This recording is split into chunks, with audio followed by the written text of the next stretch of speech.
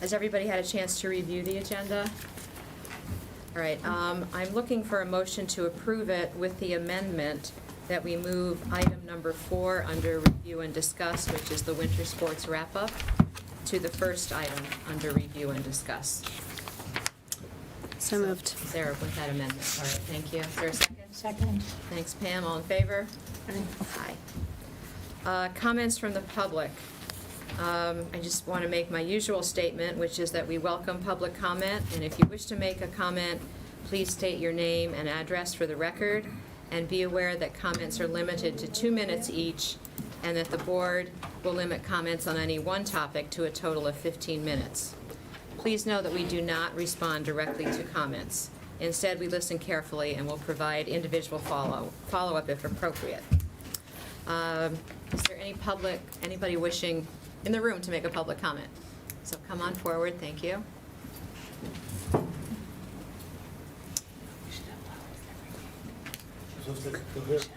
Sure, if you just sit in front of a microphone and introduce yourself and tell us your address.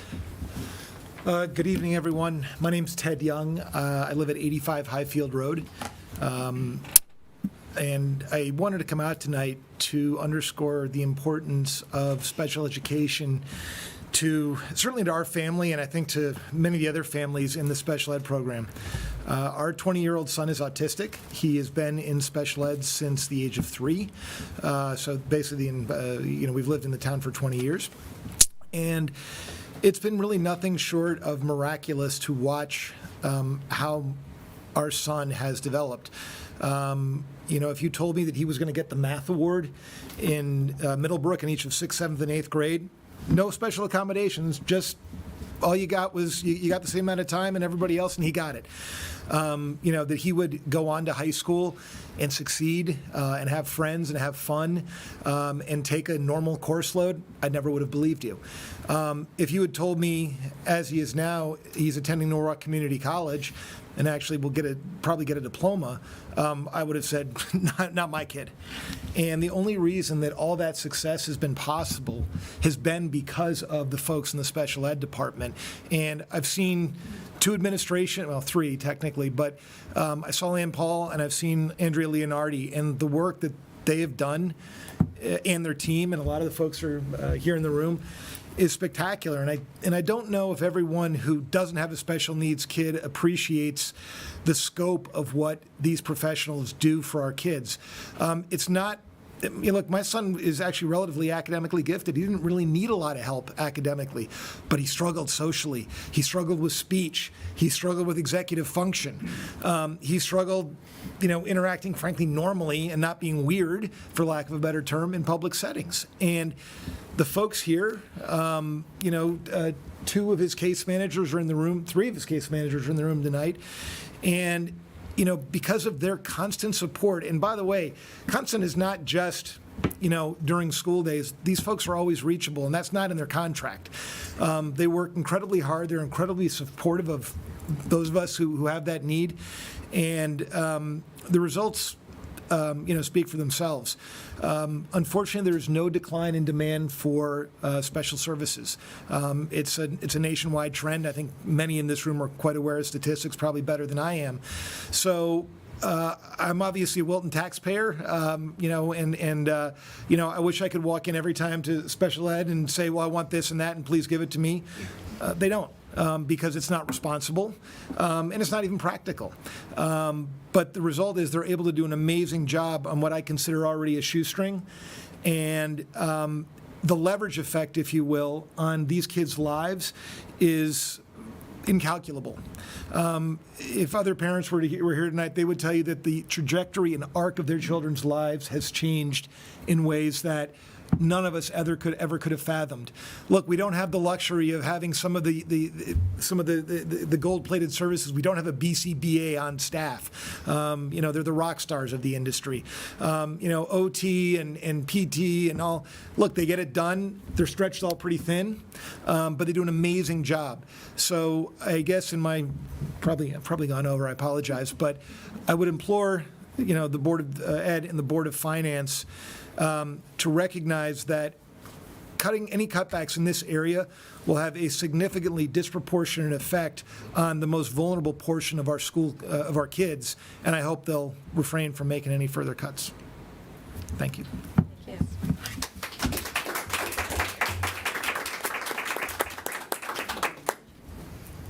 Anyone else in the room wish to make a public comment?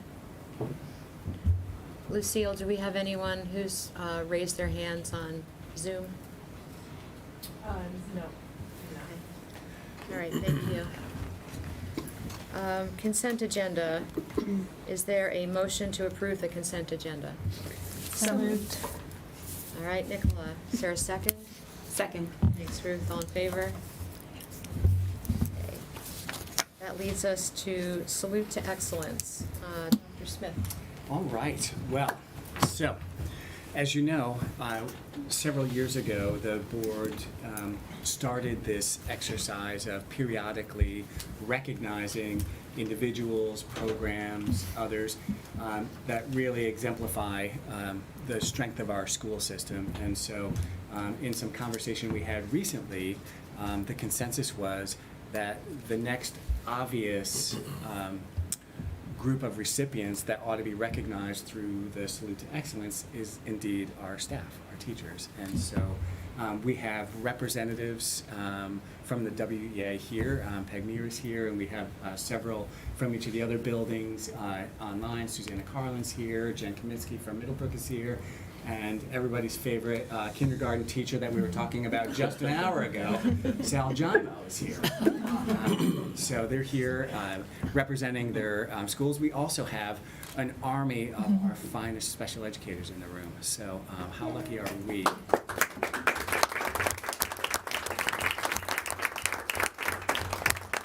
So by format, I'm going to start, and then we're going to ask our administrators that are going to say a few words on behalf of their staff, and then we'll invite each of our board members to do the same. So I was thinking about this and recognizing that we also want to manage time, recognizing too that April is National Poetry Month. I have a small poem for our staff. Now, it's not a Kevin Smith original. I did not. So let me properly credit Joanna Fuchs in that her poem is entitled Number One Teacher. So to our Wilton teachers, I'm happy that you're my teacher. I enjoy each lesson you teach. As my role model, you inspire me to dream and to work and to reach. With your kindness, you get my attention. Every day you are planting a seed of curiosity and motivation to know and to grow and succeed. You help me fulfill my potential. I'm thankful for all that you've done. I admire you each day, and I just want to say, as a teacher, teachers, you are number one. So thank you, Wilton Education Association.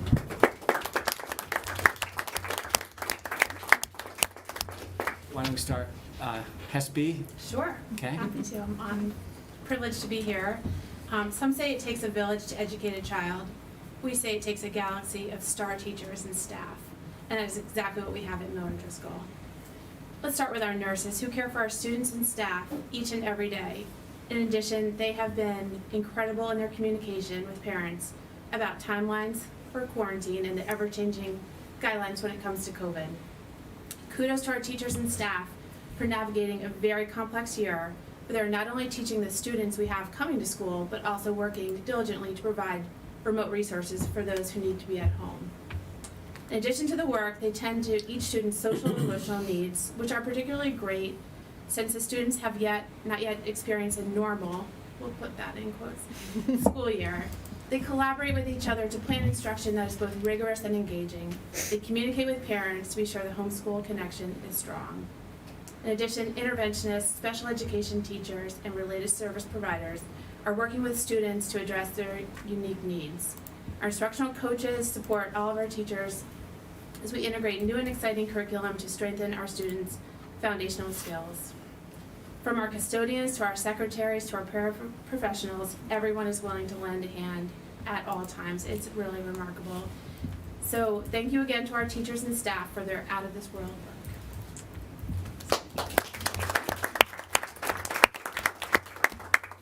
All right, so to all of our faculty at Cider Mill School, today as we celebrate Be Kind Day, We are forever grateful for each and every one of our Cider Mill staff members. Over 2 years ago, we began an unprecedented journey as we began to navigate the COVID-19 pandemic.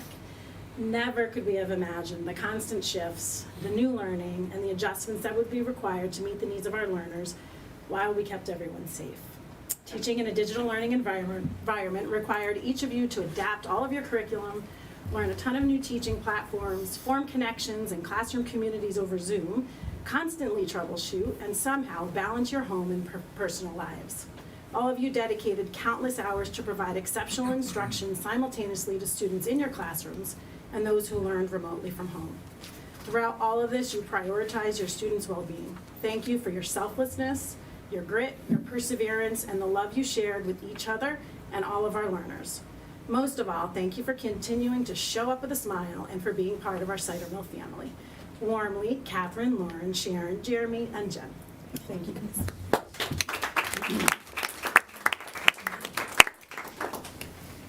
Our staff at Middlebrook is simply amazing. In the midst of near impossible circumstances, they have created learning experiences which are engaging, meaningful, and fun.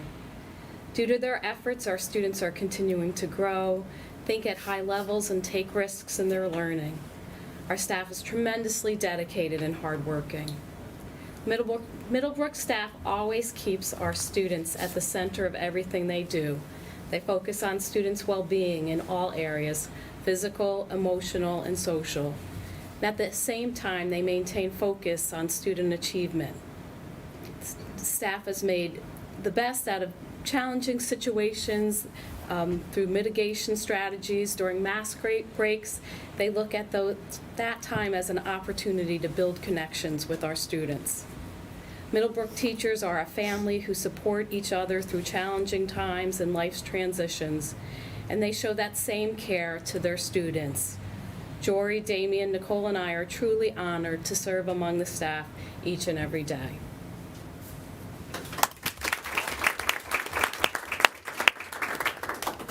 As I speak on behalf of the high school, I want everybody just to take a look toward my colleague Peg Tansman. Where's Peg? She's here. Right behind me.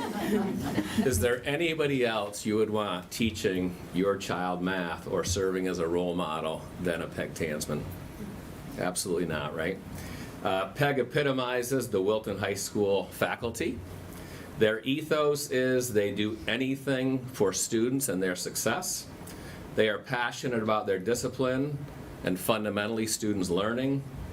The learning is meaningful and related to their real lives and what they can anticipate in the future.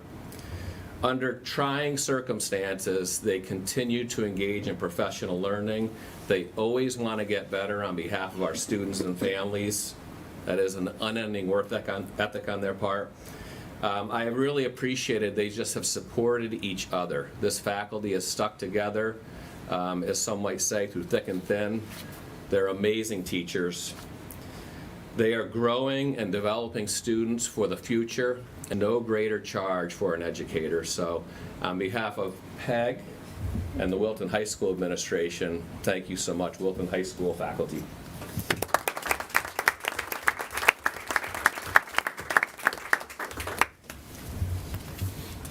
So if any of our Board of Ed members have anything to Absolutely. share, by all means. Yeah, we want to echo what all the principals have said, and if anybody wants to jump in and say something. I've always felt that teachers were agents of change. And I think in the last 2 years, all of you have created a community for your students to be held up. And I can't even imagine what your jobs were like. Between the remote learning, between the in-person learning, between trying to navigate some of the emotional components that you've had to deal with, some of the stresses that your children have brought to you. So I commend you all, because I think what you've done is kept the school system going when it could have collapsed on itself. And I think you've done a yeoman's job. So I couldn't be prouder of all of you, and I couldn't be prouder of being a part of the school system. So thank you.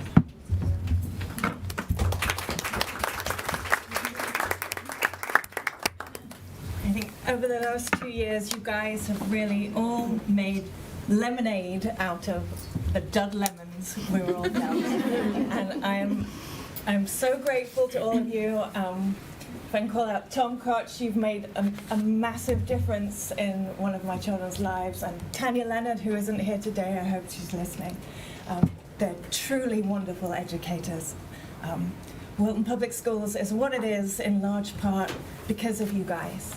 I appreciate you and everything you've done, and I'm so grateful to be in Wilton with you guys.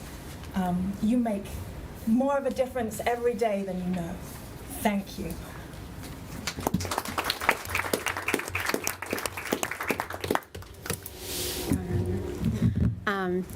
Mine's really short. I just wanted to say I'm thankful for those of you who truly love what you do, and the passion for your job comes through in your teaching every day. And when my kids come home and can share some of those things with me, that's when I get excited. So thank you.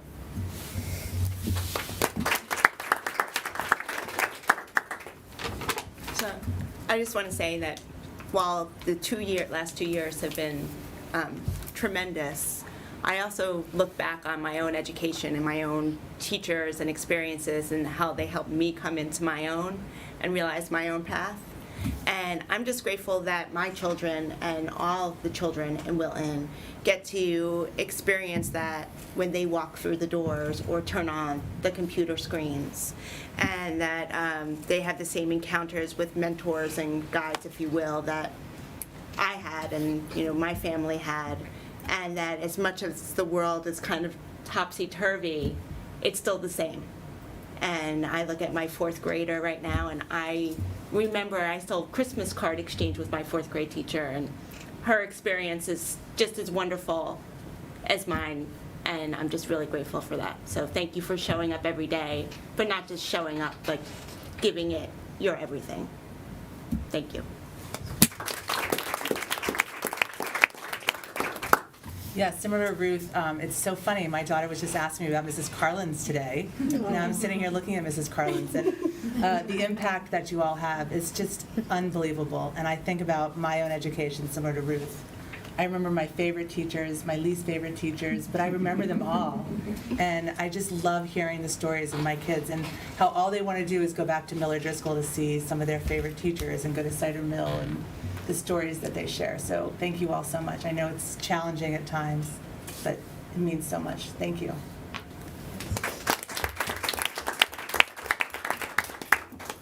Well, I just want to wrap up by saying, and I said it recently at a presentation, that our teachers and faculty, you are the heart and soul of our district's excellence. I've said it often that you make the magic happen every single day. The past 2 years, you have been beyond extraordinary. So we thank you. We owe you a debt of gratitude, and we salute you. Thank you. All right, are you game for a little challenge here, friends in the back? One of our traditions as part of Salute to Excellence is to grab a photo. So I'd like all of you to come and stand right here. Try not to make this a super spreader event. Come and stand right here. We're going to take a picture. We have some certificates. I want to hear Kevin Smith original poem. I was so excited, right? I was like, wow. I'm a little rusty with He's my going to do some rhyme poetry. Roses are red, teachers are great. Amazing.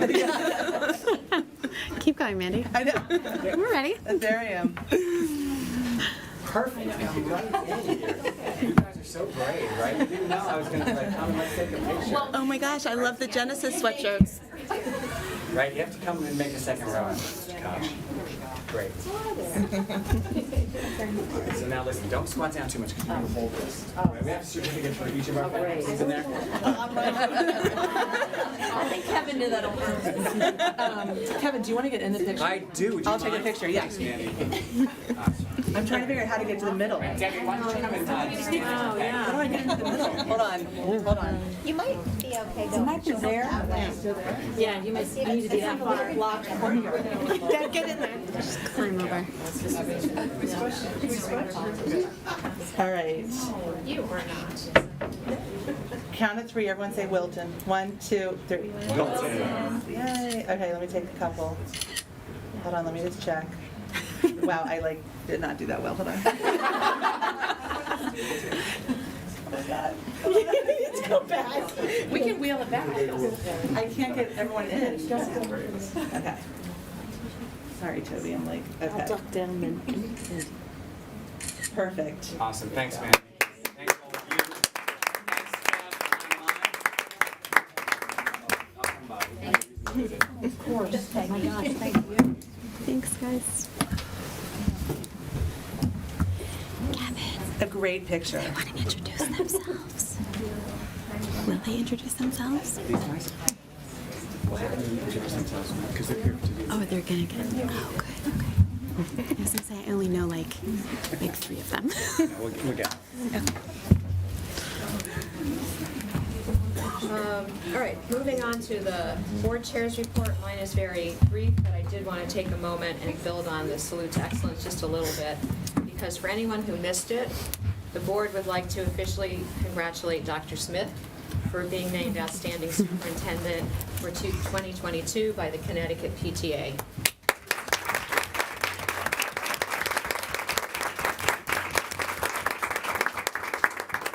He was judged on the criteria of leadership for learning, communication, community involvement, and professionalism. This is a very well-deserved award, and I want to thank the PTA presidents for organizing the nomination process and for keeping it a surprise. I don't know how they did that. And another thank you goes to the PTA. Tonight they hosted a wonderful dinner for us and the team who usually attend board meetings. The PTA wanted to show us their appreciation of our board and the district team, and we know the preparation on the PTA members' part took time out of their already busy schedules, and our board really appreciates them for their efforts. And finally, just take a final moment to recognize the Wilton High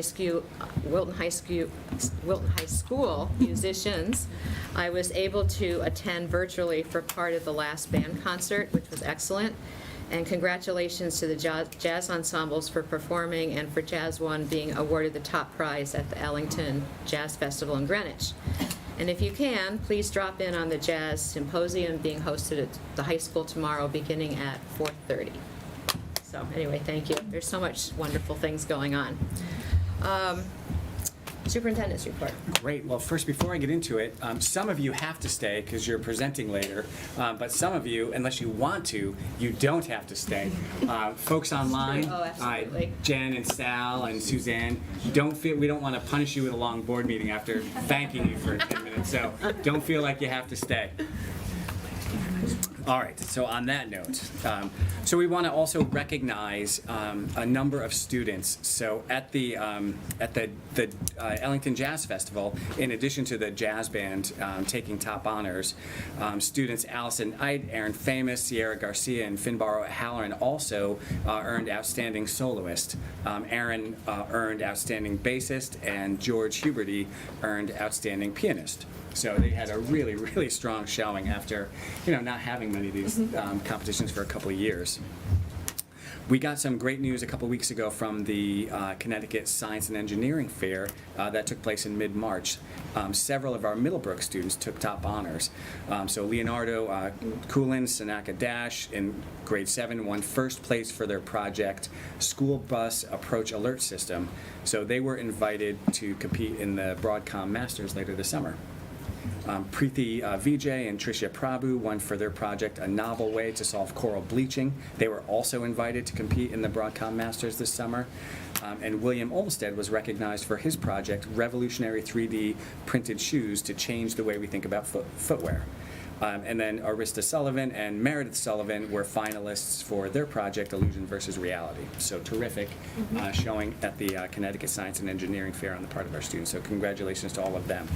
We also want to recognize our Community Steps program for their successful supply drive to support Ukrainian refugees. They launched this campaign several weeks ago, and students in the program collected 468 backpacks, purses, and diaper bags filled with supplies to support Ukrainian families. So bravo. Denise is in the room here.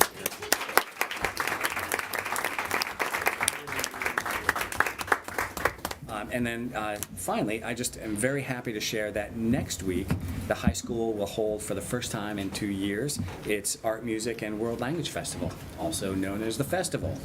So the week is going to be filled with exhibitions from various clubs, groups, and artists, and students, I guess, were sent a form and they've been able to sign up for those activities. So we're happy to welcome the festival back after a COVID hiatus, and we're looking forward to a good week. Thanks. Committee reports, did teaching and learning meet? A long time ago. It seemed like an age It ago. was a month, March 8th. I'm going to give the brief, and you guys, if you want to read more about it, you can read online. We had 3 things that we talked about: social emotional learning. Kim Zima was there to present, and we talked about what our curriculum consists of. We also talked about trying to find some sort of a balance between asking our kids how they're doing and not asking them too many times how they're doing. We talked about, there's a bunch of different questionnaires and surveys that go out. We talked about maybe letting parents know ahead of time if something is going out, so that they know what to expect when their kids get home. And the last thing we talked about there was a great communication that went out to parents that talked about the Ukraine and Russia events, and I was just asking that maybe to have it be a positive initial comment, and then focus on if our students are feeling stressed or whatnot, this is what we can do to support them. Update on Middlebrook's schedules. If you guys haven't heard, we're sticking to what we have. There was no option at this time that didn't decrease world language and the arts and still didn't achieve the increase in math minutes.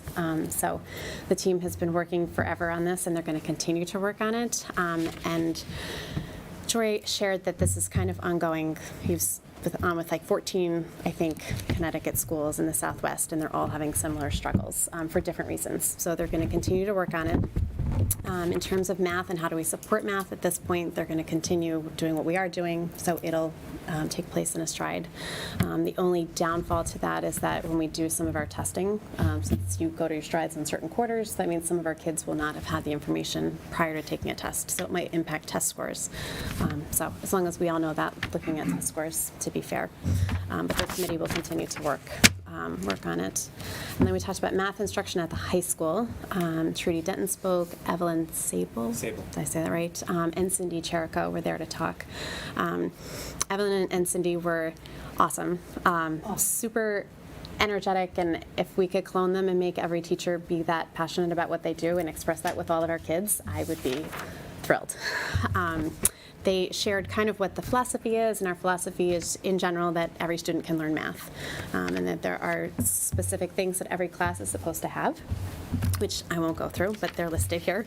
And then we talked about IET meetings and how they've been really successful recently, and that they've been talking about different strategies, that different ways to help different students, and then the teachers are kind of sharing that to try to support them in their own classes, and they're kind of regrouping. And it's been positive, and it's been working. We also talked about possibly finding a way for teachers to observe other teachers, that sometimes we all learn best by watching somebody else, and we get great ideas and tips from them, which is kind of tricky with their schedules. So we brainstormed about some other ideas, and hopefully they'll keep thinking about that. And the question that I know I get a lot from people about why do so many of our kids have tutors, this was the response. Help is available for students. Math lab was discontinued because it wasn't utilized, and prior to school starting, some people already have a tutor in place. Some seem to find it easier, and Fairfield County isn't okay with a B. So, which is true. Yeah. But that was it. Okay, thank you. What's the policy? Yes, policy met, I guess several times, twice since the last meeting, and we continue to focus on diversity, equity, and inclusion policy, which should be before the board within, I think, a week or two. And in addition to that, we are looking at our library collection, procurement, and maintenance policies and procedures, and updating COVID policies to reflect current circumstances and situations. Business ops had a meeting. We're surprised. We talked about the budget. And Kevin highlighted some of our cost-saving measures that were explained in more detail in our committee with them. Yeah. And that was important because some of the Board of Finance members are members of that committee. Yeah. What's next? Right, do we have a financial We report tonight? do, and we also want to say good evening and welcome to her first Board of Education meeting, our new CFO, Dawn Norton. So Dawn, welcome. Dawn started, close to has it been a month? The 14th, almost. Yeah, and so, hit the ground running and then some. So we've kept her busy. She's been to a lot of meetings. Dawn's like 18 days and 4 hours. Yeah, but well, thank we you. spent a lot of time together in the days that she's been here. So Dawn's going to walk us through Yeah, our I'm happy March to. financial First, I want to just thank Mary Ann. I see that she's on the screen, and she has been in as many meetings as I have, keeping track of everything. And I want to thank her for answering all my phone calls and texts and spending as many hours that she has helping me just comb through all of the financials and get everything in my mind straightened out so that I can present and we can move forward. As we head into the final quarter of the fiscal year, one of the things that we start to do is we reach out and ask all to review their purchase orders, their encumbrances, do they need to have them open, have they purchased what they're going to purchase, and start closing that out. We do have quite a few encumbrances still open out there. We expect to have that process done by the end of April. That will help us understand where some of our numbers are going to land. At this point, we have no doubt that we will be fine coming in within the full appropriation that was appropriated for the budget for this year. We are watching a few areas. Overtime, we're watching overtime. Utility, I'm sure everybody's watching the utility of their home costs as well as here. Special education expenses are trending a little bit over budget, but we feel that the ECR money, the excess cost reimbursement that will be coming in from the state, will be able to cover any overages in that area. Transportation costs for the high school athletics. STA doesn't seem to be able to cover a lot of the transportation needs, so that we are reaching out to other providers, and that does cost a little bit extra. So we're watching the expense in there. And then we do have some unbudgeted repairs that we had to the facilities. Namely, we had one for about the elevator that we have in the lobby, I believe it is. a lot about that elevator. Yeah. It goes up and down. Yes. And then a few other areas, we had some electrical work done. So we are over in some areas, under in others, and as we finalize the financials for the year, we'll be truing all those accounts up.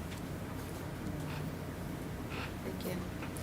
Kevin, 2 quick questions. Overtime is being watched. Do we, do people submit saying, can I have overtime, or is it retroactive? It all has to be approved in advance. Okay. Yeah, and so a lot of the overtime, we had some overtime through the winter months with some of the custodians because we had, late evening, early morning storms. Yep.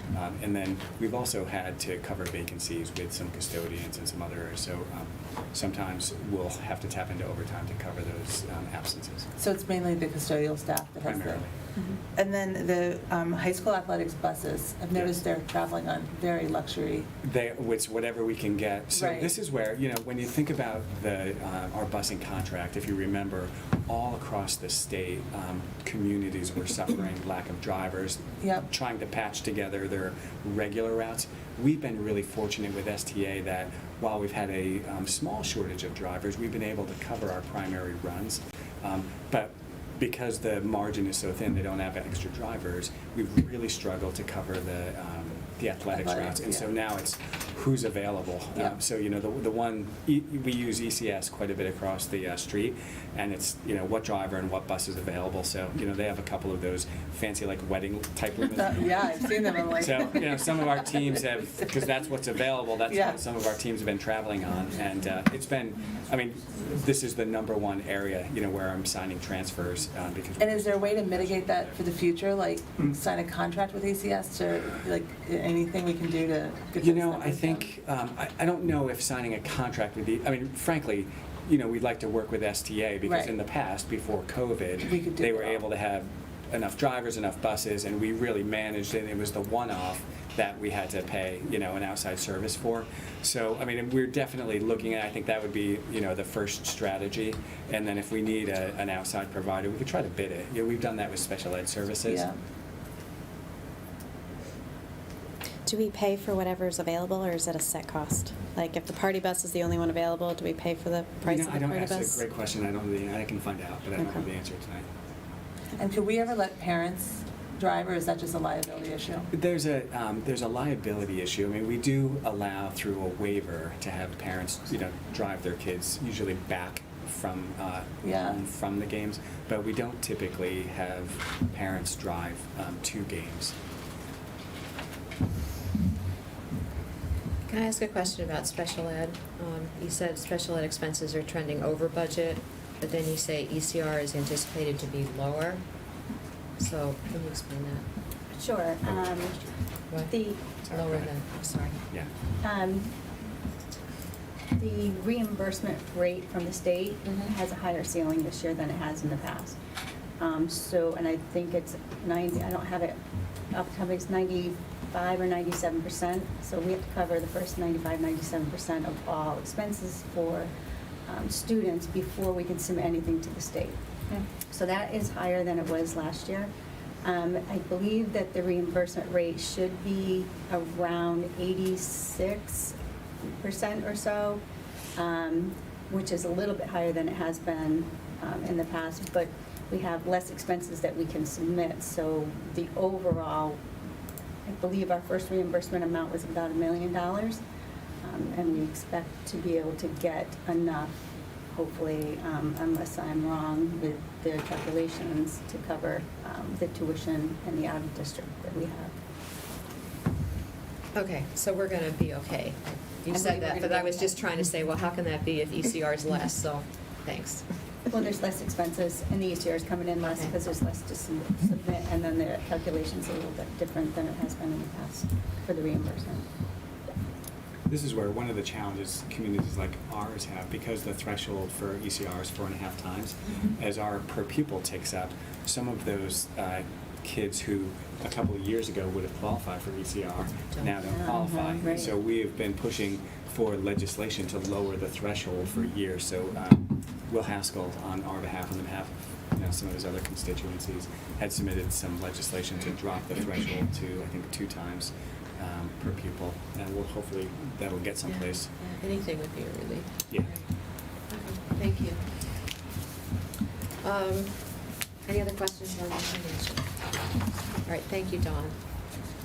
We wanted to hear a winter sports update. I was asked to sort of move it up on the agenda. Happy to do that. We're moving it up because Chris has to go and stand on In the the rain. sideline in the In the pouring rain. rain. In the rain, exactly. I'll play in the rain. I won't be dancing in the rain, though. Unless we're winning, which I'm sure we are. So thank you very much for moving me up in the agenda. Looking forward to going out there and watching our boys win another one. Or actually the first one for the year. To start with the wrap up, we actually had good news right at the very beginning of the winter season when the CIC gave me a call and told me that we were going to win our 4th Michaels Cup for exemplary athletic programs. And then it just continued from there. Our entire, as you can see on this, our entire winning percentage was outstanding for the winter season, with 168 wins and only 64 losses. And never being blown out of any game, which was outstanding. One of my favorite sports, if not the favorite sport of mine, is our unified sports program, and that is building unbelievably. We have 15 athletes and 15 student mentors in the program. Adults are coming out of the woodwork to help out these kids. We got to play in the Fairfield basketball tournament. It's the first time in a couple of years because of COVID. We hosted Weston. They brought their unified kids over for just a quick basketball game at the end of the season. It was amazing just seeing these kids and their smiles, just getting to do what they want to do. This spring they're going to be doing track and field and Bago and some other sports too. There'll be a few different track meets out there, so we're looking forward to that. with a new coach, our girls basketball team brought a record of 17-9. Coach was awarded a Coach of Excellence award by the FCAC, and obviously they went all the way to the Mohegan Sun, and just coming up just a little bit short of the Class LL state championship. So, but runner-up isn't too bad. And they were ranked 8th in the entire state of Connecticut for top basketball teams, which is unbelievable. Boys basketball team had a great run as well. Had their best record under Coach Gariak that he's ever had, 21 wins, 5 losses. They were the FCAC runner-up to that school just north of us that I won't mention. CIC Division II semifinalists, beating a very, very tall individual, losing to a very, very tall individual, 7'2" young man from Bristol Central. Coach Gariak was chosen to coach the All-Star game, the Connecticut All-Star game, which was an honor, and luckily for us, one of our players was also in that game, Kevin Heisey. Coach was also awarded the Coach of Excellence Award for the FCAC, and they were ranked in the top 10. So I believe it's the first time in school history both of our basketball teams were in the top 10 in Connecticut, which is outstanding. Our girls ski team, it will never get boring, wins another state championship, Class S state championship. They were 3rd in the Opens, very narrow margin. Could have probably won the whole thing, but just a few seconds off. And the boys were in 6th for Class S. Girls indoor track, which we host half of the meets here throughout the season. They finished right in the middle, but they did have a league champion with Emily Marakovic, winning the 1,000-meter race. And she ran that in under 3 minutes, which is an amazing feat. She finished 3rd in the Class L championships, 4th in the state open, and she was all New England, finishing top 6 in all of New England. This is unbelievable. Boys indoor track finished 9th in the league, 15th in the state. Ryan Johnson was FCAC champion and Class L champion, and this was his first year ever trying long jump. He's been very good, and this year with Coach Egan wasn't too happy, our baseball coach, but Ryan stopped doing baseball and started doing track, and we'll see how he goes from there as a senior. So, very, very good young man, and his first indoor or outdoor track meet. This is unprecedented. I've never seen somebody learn the triple jump as fast as he did. He's already jumped over 40 feet in the triple jump, which is unbelievable. That's as a former track coach myself. Boys swimming also had a state champion, and sophomore Griffin Casey, who won the Class M diving championship. Wins and losses for boys swimming was hard to come by, but they're building back up as the years come in. But Griffin's going to lead that team with his diving abilities. Girls, we didn't have boys ice hockey this year, but we are already making plans for next year, looking into possible co-ops, which we'll talk about. Staples has been calling us, so I will fill you in more on that as we progress. But our girls team did well. Don't let the record fool you. They started the season with more than half the team having COVID. So, but they bounced back. They were able to get 4 wins in their record. And their goalie is graduating, so they're taking on anybody that wants to learn the goalie position. Our gymnastics team finished 7th. We're used to our gymnastics team, with a better record than they are, but they still, no matter where their finish was, they still scored high enough to qualify as an All-American gymnastics team for the 13th year in a row. This is outstanding. Our wrestlers have a brand new coach, Coach Chase Patrick. The season started with a very quick growing team. They had about 15 wrestlers to start. We finished with about 7. And it's because of the COVID started wreaking havoc on the wrestling team. But they battled through. CIC did ask us to host our first ever Class L championships for the CIC, which we did, and I have a feeling we may have done too good of a job because they want to keep coming back, which is just fine. Spring season's underway. We are currently undefeated in every single sport. We've had 12 contests, we've had 12 wins, and we're about to have our 13th out there, no doubt. We are at 58% of our student body is participating in athletics in at least one sport, which is down still a little bit. We're usually around 61%, but I have no doubt they're going to pop right back up where they were in the years to come. Any questions? No, that's a lot of good news, so thank you. Great. Great program. Thank you. Thank you. Thank you.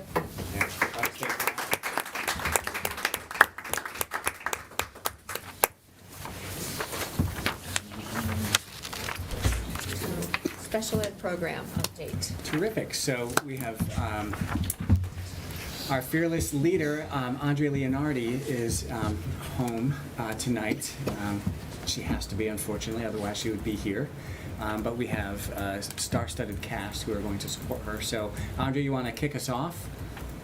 I do. There's really only one thing that could keep me from you tonight, and unfortunately it struck this week. So I am heartbroken not to be able to be there in support of the team in front of you and the team out there supporting our students with special needs. When Kevin asked us to pull together a report, we thought long and hard about how to best present some of the work we do and to give a full picture of the work that's done by the Department of Student Services in collaboration with the entire district in support of our students with disabilities pre-K through 22. And whenever we report on academic skills and the academic data reports, students with disabilities are always incorporated into that data.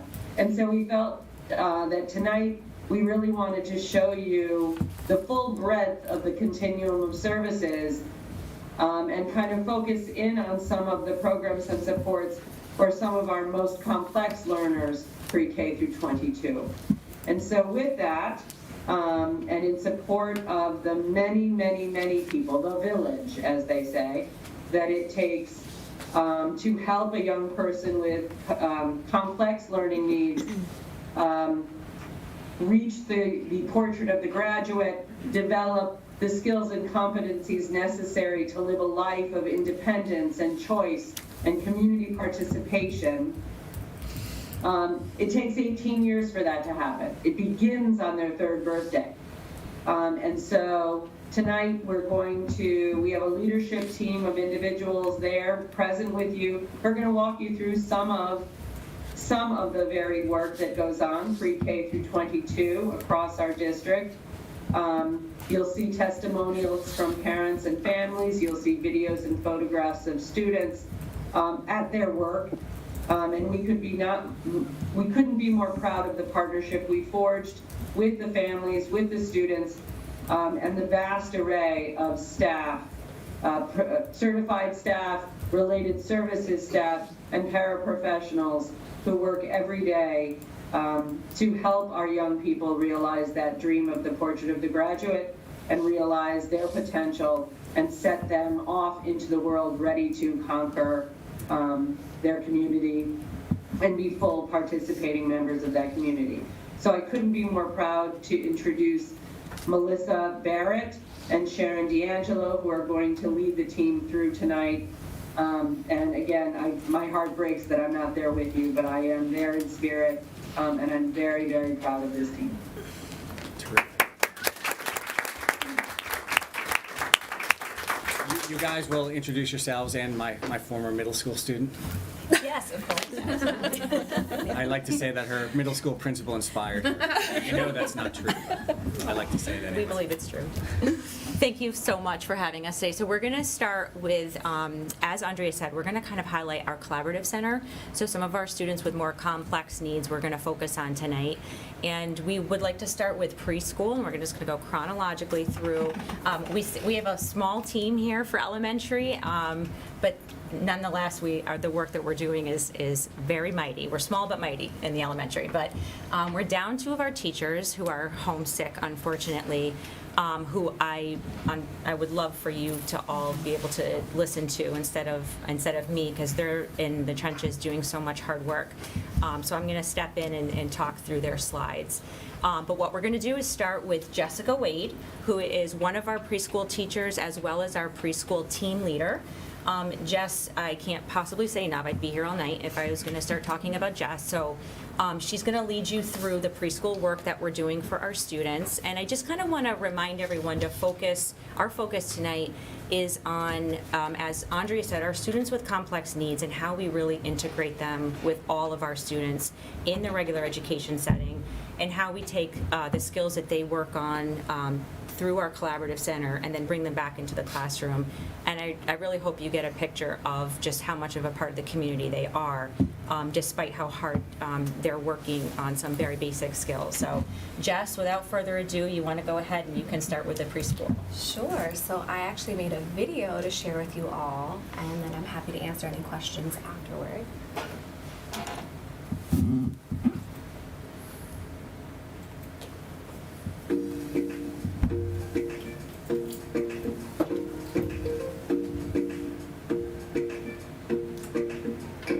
It is hard to talk about the Collab Center students in preschool without speaking of the MD-ELC preschool program as a whole. In preschool, we do not have a separate program for these students. The preschool program as a whole. In preschool, we do not have a separate program for these students. Instead, they are integrated into our 5 preschool classrooms. This year, we have 1 Collab Center student in each room.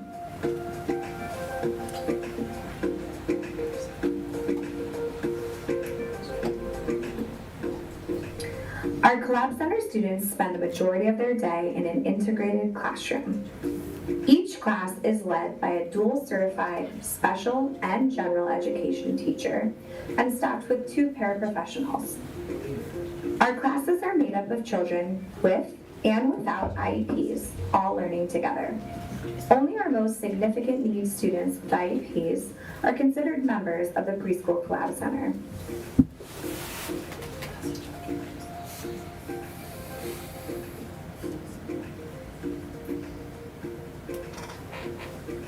These students work on targeted goals and objectives within the classroom setting through play, routines, and direct instruction. Our students also receive therapy and support from the BCBA. Within the classroom setting, we work on generalization of skills learned in therapy sessions. In addition to IEP goals and objectives, we focus on functional communication, independence, and school readiness. We are most proud of our ability to include all of our learners in the preschool classroom. All of our students spend the majority of their day in the classroom with their peers.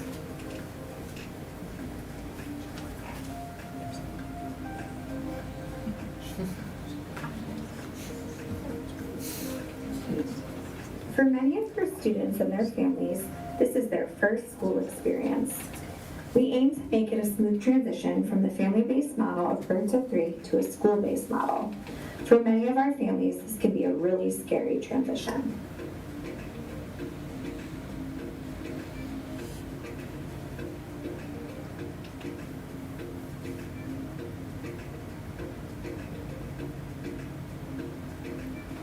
To support communication with families, we hold monthly team meetings for each Collab Center student where the teacher, therapist, and BCBA, families, and sometimes even outside providers collaborate and discuss student progress.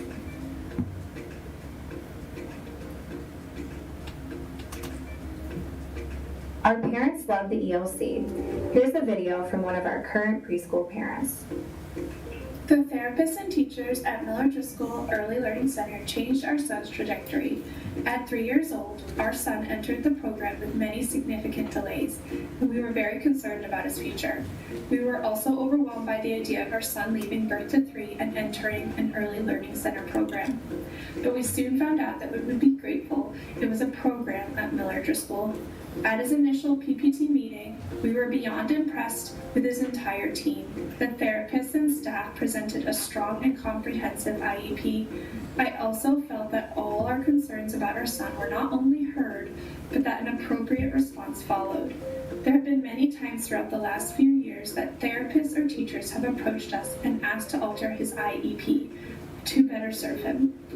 Even during COVID, we have been impressed with the services that our son has received. I got a first-hand view of the quality of his therapy sessions, and I could see how much he learned between March 2020 to March 2021. Given difficult odds during COVID, his team continued to provide services to him virtually and support us as parents in how to help him grow. Our son is now 5 years old and has grown leaps and bounds. He has skills that we were told by his doctors he would struggle to do, if at all. I believe this is entirely due to the impressive and tireless work from his team. Early intervention has given our son a brighter future, and we are grateful that he has been able to attend such a stellar preschool program.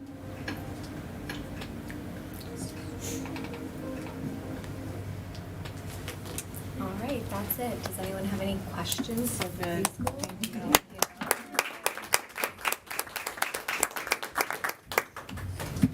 How many kids in a classroom?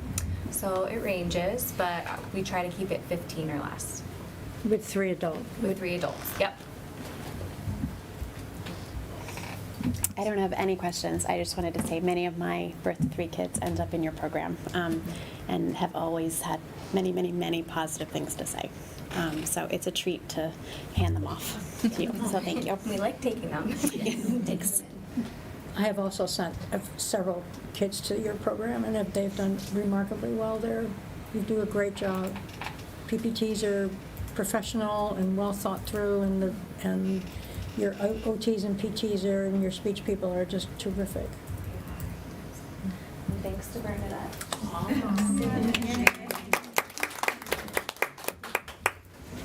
So Lucille, if you go to the next slide, I'm going to talk you through our Collaborative Center grades K through 2.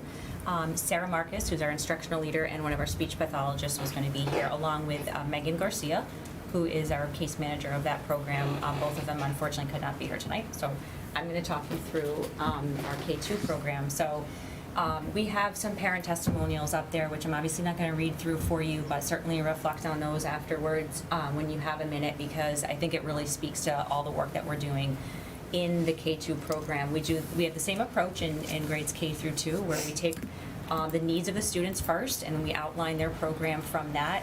Each student is individual, and that's why we consider it a continuum of services and not just a placement or a room or a program. All of our students' individual needs are met, and a combination of in-class work along with direct instruction, either by the teacher, BCBA, or a combination, is done so that they can then generalize those skills in the classroom. So we have the same exact approach in grades K through 2. And similar to preschool, there's an enormous opportunity to include the students, because so much of it is play-based, and the best way to get communication from students is through play, and we do a lot of that, and it really, you can see the growth. I want to emphasize that at this level, the small, what would seem to be small areas of growth are just enormous. So the first time you hear a child speak, the first time that they're able to access an iPad to communicate, just unlocks a door that may take us months to open, and it seems like a small reward, and really it's just the beginning of what they're able to do, as you guys will hear later on. So we get a lot of that in pre-K through 2, their first words, their first ability to use an iPad, their first time that they're interacting with peers, and we have a lot of firsts, and it's just really remarkable. We'll see if you go to the next slide. I think we do have, these are a couple, there's some more pictures and then some more testimonials that you guys can read. And we do have a video of one of our students on the next slide who worked tirelessly to try to use an iPad so that he could communicate with his peers. So a lot of this work is done behind the scenes, one-on-one, and then our students are able to go into the classroom and then utilize their skills in the classroom. So this is just a quick video of one of our students using their iPad in the classroom for the first time. We might have to watch it twice while we sort out the audio, but it's worth it.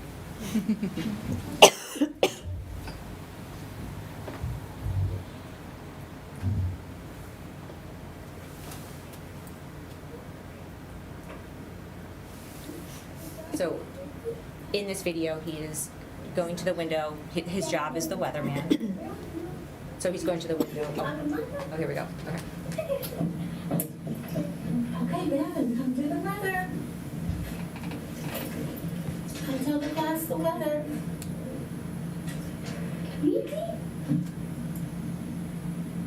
The weather today is rainy.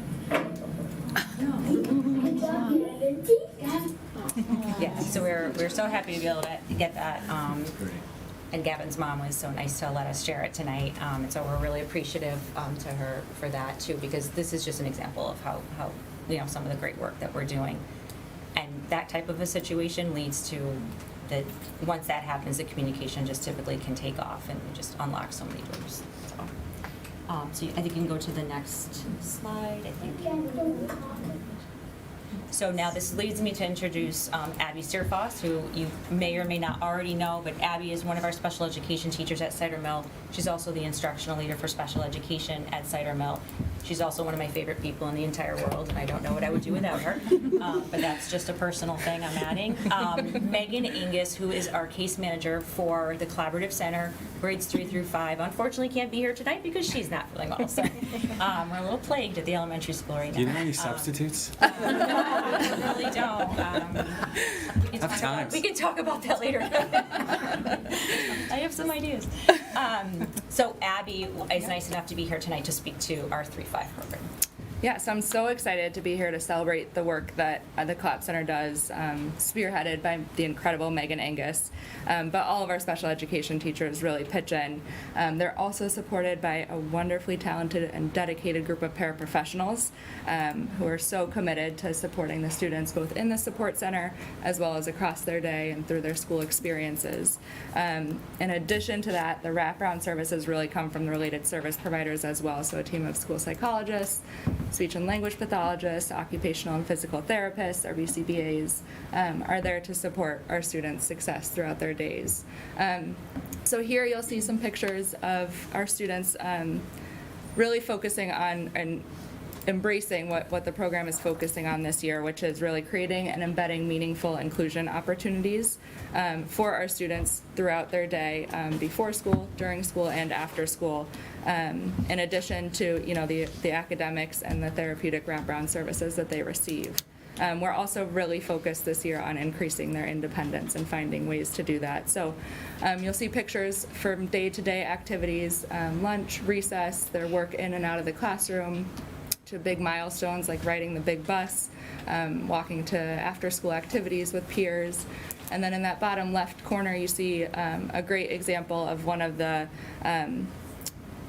really functional activities that the Collab Center provides for our students, and they do frequently, that not only hits on IEP goals like measuring and pricing items out, but also lets these students build something that they're going to use and can take some pride in. They're making a sensory bottle that they can use when they need it. So like everyone here has already talked about, a huge piece of the Collab Center's work includes the teaming with the parents and the parent communication day to day through ongoing communication logs, monthly team meetings, and that's in addition to the frequent cross-disciplinary meetings that we have within our school buildings with all of those supports that we talked about. Megan and our Cider Mill team really wanted to emphasize that such a huge reason that this program is so successful for our students is the inclusive culture that exists in our district, and especially at Cider Mill where we live it, of the classroom teachers and the peers, and that really helps to embrace these students. And there's never a hesitation to include any of our students in learning or social experiences, and that really allows everyone to thrive and all of our Cider Mill students to benefit. Thank you guys. Do you have any questions for elementary? What grade do the kids start riding the bus? Is that kindergarten, or do the preschoolers ever take the bus? Personal Yeah, our preschoolers do take the bus. Yeah, they do. They do. Yeah. Wow, They do. that's Yeah, it's amazing. pretty impressive, yeah. It's- Yep. That's awesome. It's, definitely one of the milestones. And then as soon as we can, as soon as they're able to take, the large bus with all of their peers, it's something that we strive for too. Yeah. And the joy that they get from being Yeah. on the bus with their peers is. Oh, yeah. And I just want to say, as a mom with elementary school kids who have had, who are peer relations with students in their classes, I just think that it's an amazing job what the schools and the special ed program does with the school climate and the inclusion. And I think that it's not only the kids in the collaborative center that benefit from that, but I think it's the general population kids too, and I see it with my kids. So I just think it's a really wonderful program for everybody. I agree, and thank you for saying that. Yeah. It's a good point. We heard the word BCBA a couple of times. Yeah. We also heard a public speaker refer to it. So is that a contracted service then? Is that it? It is. We are lucky to contract with the Center for Children with Special Needs, who has been with this district for quite a while, at least 8 years, I think more. I think 10. It's definitely predated my arrival here in Wilton. They work with many schools in Fairfield County. Very reputable, very consistent, solid. We continue to utilize their skills with each of the buildings. So we started only having them in the pre-K through 3, and now we have BCBAs in all 4 of our schools.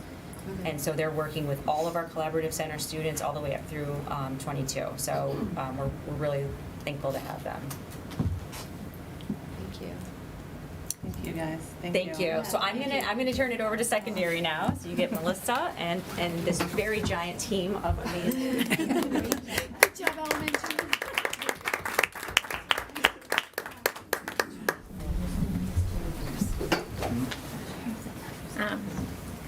Sarah, right here. Okay.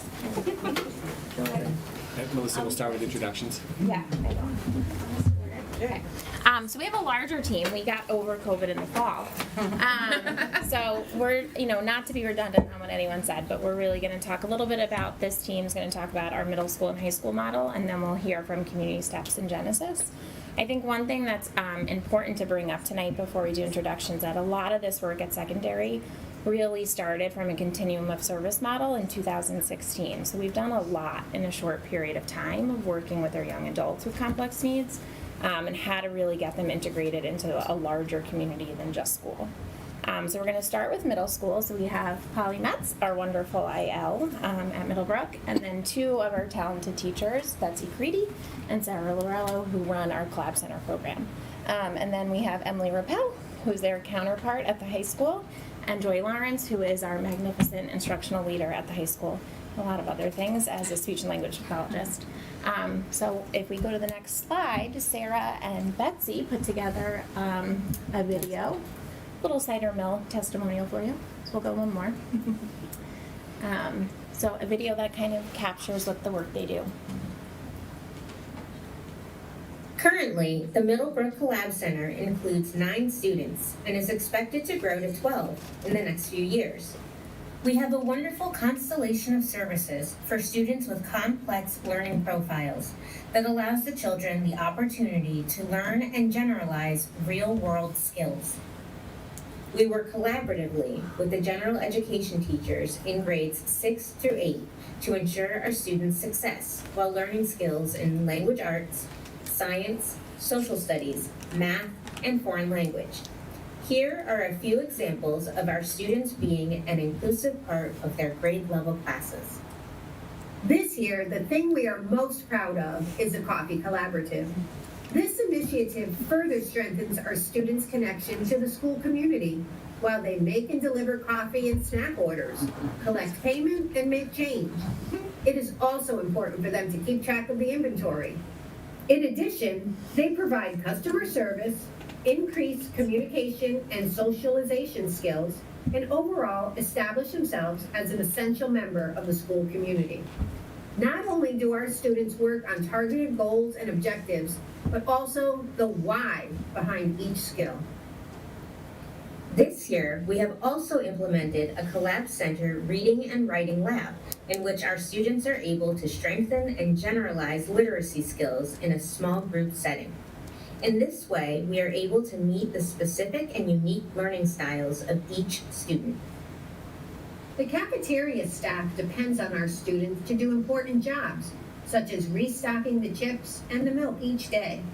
The front office staff depends on our students to sort and deliver the mail.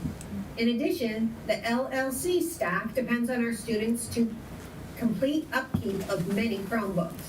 During these times, each student is able to work on independent skills that may become a potential job skill as an adult. We believe that each and every one of our students has an incredible amount to offer. We gave our families the opportunity to share their thoughts about the Middlebrook Collab Center. They wholeheartedly accepted. Here is what they had to say. The Collaborative Center at Middlebrook has provided my son Alex with unique opportunities to work on his educational goals using practical life experiences that resonate more than using a pencil and paper. The Coffee Collaborative is one example where Alex's tasks are tailored to his skill level and IEP objectives, such as math and money, but also for building much-needed socialization skills, independence, and confidence. Lisa Strasser. Hi, my name is Hassan Qureshi. I'm founder of Ibrahim Qureshi, grade 6 in Middlebrook. Few experiences with the Collab Center. Once Ibrahim's bus got delayed, which if you know about anything about Ibrahim, he goes by the schedule and how things are planned. And having the bus a no-show was a big problem. But thankfully, Tara from Collab Center took him in. It was winter, got him hot cocoa, made him comfortable in the room, made sure he understands why things changed. And you know, he did not throw a tantrum until I showed up, and then he had me meet with Tara, and show me around the Collab Center. It was really great. Thank you for. Currently, I have 2 children that benefit from the Collaborative Center, which qualifies me as an important testimony. The Collab Center is vital to the community. It is not just a large room for our kids to practice academics or take their breaks. It is their home base. It is a room that settles them if they are having a hard time. It's a room where they can work on their academics if they are having a particularly hard day and don't want to be in the mainstream. To be a public school with an inclusive environment for all learners, it requires adaptability due to students' ever-changing needs on a given day. Our kids thrive off of predictability and structure, often at their own pace and time. I love the idea of 2 teachers, case manager, and 1 big open room. It allows for easier transitions for these kids, and they are comfortable with all staff. Betsy and Sarah have done a tremendous job navigating these unprecedented times and provided a loving, inclusive environment to everyone. I may be biased, but their jobs are the hardest in the building, but also the most rewarding. Tiffany Burton. Hey there, it's Maggie Feltz. I wanted to take 30 seconds to tell you why I love the Collab Center. 30 seconds isn't a lot of time, so I'm going to give you 2 words: coffee carts. What a genius idea. The staff of the Collab Center got the students involved in running a coffee cart, and that may seem like something really easy, but it is a hugely functional task that gives the kids opportunities to do things like understand orders, make change, understand how to prioritize things, and really get out there and interact with members of their community. It's functional activities like this that I think make the Collab Center so special. So bravo, well done, and thank you very much. I feel that the Collab Center works very hard, not only with my son, but with all kids. I'm really thankful to all of you for this. Maria Polyak.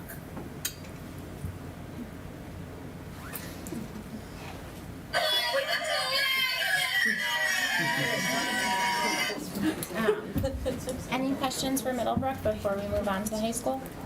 That's awesome. Yeah, that's really great. You ever How do need we buy coffee from the coffee? There's a Google form that you fill it out, and then they take inventory and come, but sometimes if you can't find the Google form, you can email service. That's amazing. So now we'll turn it over to our high school model, which Joy and Emily will speak about too. Currently, the Middlebrook Collab Center includes 9 students and is expected to grow to. Sorry. So at the high school, Emily Rappel is the head teacher. I'm one of the speech pathologists in the classroom. We currently have 5 students, growing over the next few years to about 10 to 12. As with all the other collaborative centers that you've heard about tonight, we also provide a broad range of educational opportunities, social experiences, and direct instruction. Our students access learning in general education classrooms, community settings, and have assured social experiences at the high school. Special education teachers, paraprofessionals, speech language, behaviorists, we all work collaboratively with the entire school. All general education teachers in the core content areas, including culinary arts, pottery, concert choir, and photography, just to name a few. Our students also connect to our school community through job experiences, like you saw in the video from Middlebrook. We continue on that path with mail. Our students, Currently. Our students are deliver the mail for central office staff and for our secretarial staff at the high school daily, which can be a huge undertaking, triple the size of the mailbox room. But they memorize it and really and deliver packages and work on their social skills through that way too. They also run the school store, which is in the cafeteria, and do similar activities to what they do at the middle school. They practice their skills in a natural and kind of spontaneous environment because the kids, during the lunch waves and during other periods, come into the school store and buy pencils, erasers, candy, t-shirts, notebooks, whatever is for sale. They are in charge of customer service and small talk, opening and closing the store, stocking shelves, cashing out, making change, and inventory. The post-secondary transition focus really starts day one as freshmen, and it is a pleasure to see them grow into young adults with so much to offer to the world. Throughout our learning experiences at the high school, each student is able to work on their independent educational goals and objectives within a very positive, kind of inclusive environment. Given all the embedded social supports found at Wilton High School, especially in the Collaborative Center, students are naturally included and are proud to become a Wilton Warrior, which you'll see on the next slide. Yes. This is going to be tricky. We'll Can you present? No, I don't think it'll, because it says request access. So I'm like, on request access, you can watch it. But we have a student who at homecoming, Alan, did the national anthem. He introduced the unified sports. Yeah. And spoke at the pep rally. And it's pretty good. It's okay. And it's all then we good. also had another. I'm happy to sit here and wait for it. Yeah, I'm so amazed by what you guys do. And there's another video of a young lady. You heard Tiffany Burton has younger students. She has an older daughter at the high school who, again, following that level of continuum of service of inclusion, she is a part of a world history class, so she did a presentation alongside her peers. And like the little guy you saw do the weather, she also has a device, and you can see the growth from, if we can get it to play. I think if you hit present.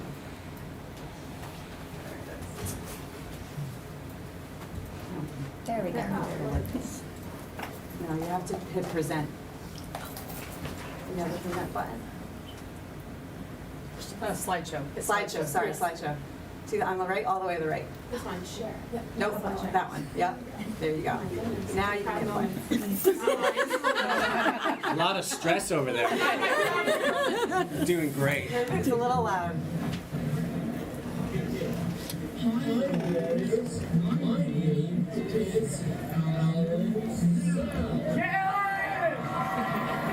can tell he has a large peer group.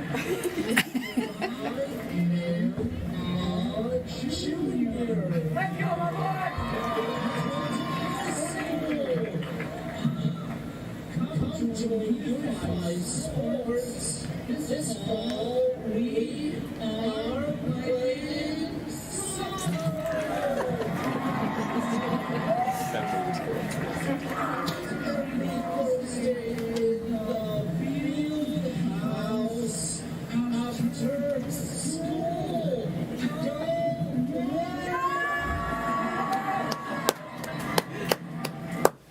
We did send that to his elementary speech pathologist.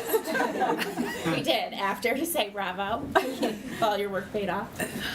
And then to Sharon's point, you know, when they showed the younger student learning the iPad for the first time, this is a student who's been with us since preschool, who's now obviously in high school, and you can see how unlocked her world's become using augmentative communication. Martin Luther King Jr. Day. MLK Day is on January 18th. MLK was a civil rights leader. He supported change in equality.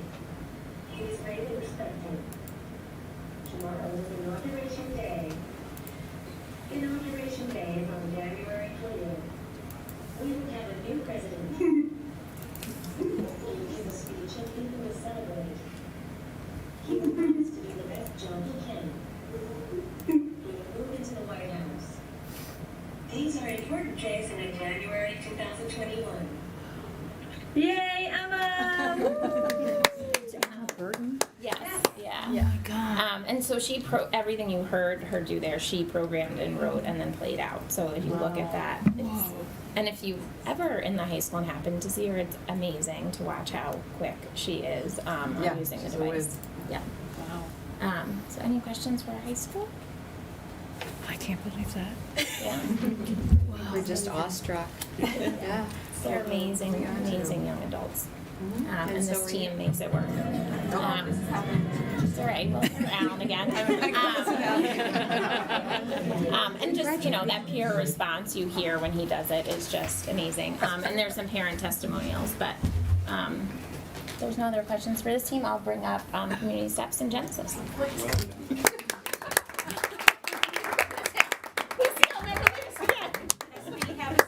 Well done. Amazing. All right. Come on up, team.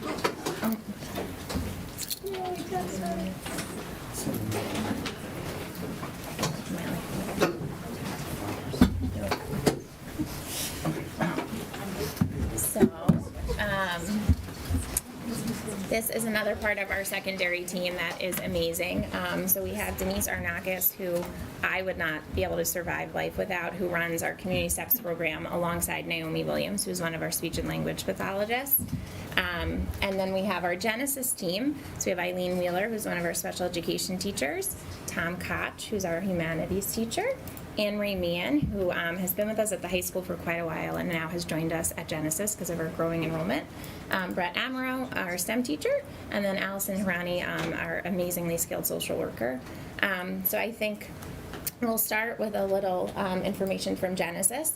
There's one slide we put in there that was from our high school. So we have around 57, 58 students in our senior class right now that receive support services, and they all have finalized their post-secondary plans. So it just gives you a little scope into what the plans are for some of our current seniors accessing support services. And our next slide will bring us over to Genesis, and I will let the team take over. Okay, hi everybody. Thank you for affording us an opportunity to highlight Genesis. We can go to the next slide. So we'll start with the most critical highlight, enrollment and graduation success. So what we have here, what you're looking at, is a set of 3 years since our inception in 2019, and the light blue bars represent our student enrollment in August at the beginning of each respective year. The darker blue bar represents our enrollment by the end of that school year, and the smaller orange and blue boxes, really they look like, represent the number of seniors that year and how many seniors graduated. So we believe that this graph shows some pretty incredible success of the Genesis program. We're not only retaining our students, we're growing exponentially each year. And if we head over to the 2021-2022 section, we are currently at an enrollment of 27 students. And we are projecting that all of our seniors will graduate by the end of the summer program. We're really proud of them. So we are, if all goes well, our third year we will have 100% success of graduating seniors, which is remarkable. So speaking of our seniors, we'll go to the next slide. bam, zoom, kapow. You all had videos, we're gonna have to make this fancier.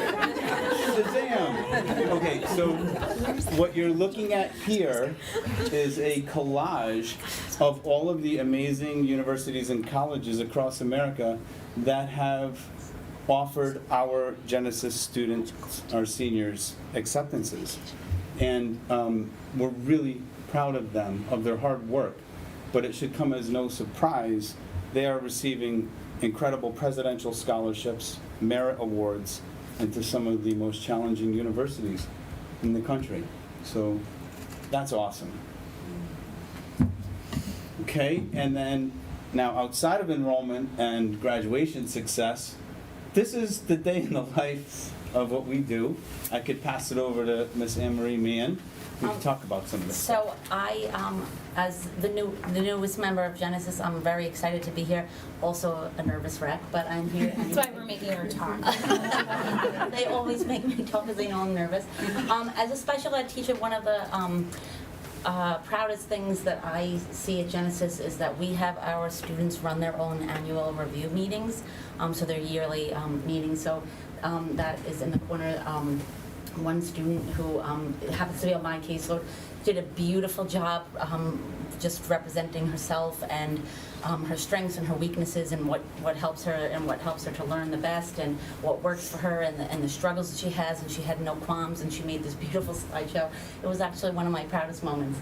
And then some of the other pictures will show a lot of team building that we have. The one in the top row where students had to, make out of newspaper. They had to make some kind of a garment of some sort, and they had a lot of creative input in there. We do take the kids out and get them exercise every day. Unfortunately, sometimes the inclement weather does not allow us to do so we do yoga, which I happen to love very much, so it's wonderful to get an opportunity to do that. We have students who have so many different interests, and we have a young lady there who loves science and the moon, and she's afforded the opportunity to study a lot of that. We have had numerous guest speakers. On the bottom there is a Veterans Day where we had a veteran come in and speak with the students and meet with the students and answer any questions. It was really nice. Every Friday we have, not every Friday, but on one Friday a month, we have an art teacher comes in and does art with different art projects with the kids. And then on alternating Fridays, we have a running club come in as well. So it's really a nice thing. And then we get an opportunity to go to because of our location, we get an opportunity to go to the river often and do a lot of studying right there in the environment and in the community. Speaking of the community, we had an opportunity to go to the name is going to escape me. So, thank you, the Wilton Food Pantry. See, I told you I was nervous. The Wilton Food Pantry, where we had Wilton gives Genesis Gives Back program. One of the students had started, one of our seniors started, where she said she wanted us to be able to give back to the community, our program. And so what we did was we did a food drive, and then we walked down and delivered all the food to the Wilton Food Pantry. So that's just some of the wonderful things that we that are happening down at Genesis. Any questions for our Genesis team? So when we started, Yeah, take it back. feels like a lifetime ago. Yeah, so there's only 20. But we were tracking daily attendance because when we put this program together, our target population wasn't even coming to school. So in 3 short years, we have, because now we assume 95, 98, 100% daily attendance about on average. And so we don't have to talk about that anymore. We're talking about graduation rates. To me, that's remarkable.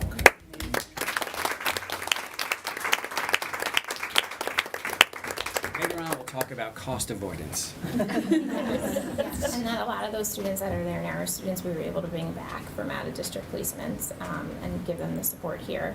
And I really have to highlight, they're not here tonight, but within our Genesis continuum of service, we have some really critical staff in our buildings that give the opportunity for these students to still have blended days.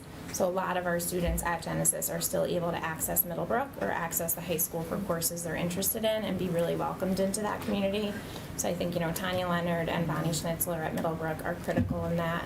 And I think at our high school, Emily Montgomery and Kathy Weiss and Christina Dunage and Beth Anzarella run our Flex program are just that, again, it's a whole continuum, and it's just wonderful to see students, there's a student at Middlebrook today having lunch with his friends and then coming back to Genesis, and students taking sign language at the high school and coming back. So just that they are still part of both communities is really meaningful. I think we have like 90% of the kids are shared next year, which just speaks volumes that they feel welcomed in both spaces. What's your enrollment expectation for next year?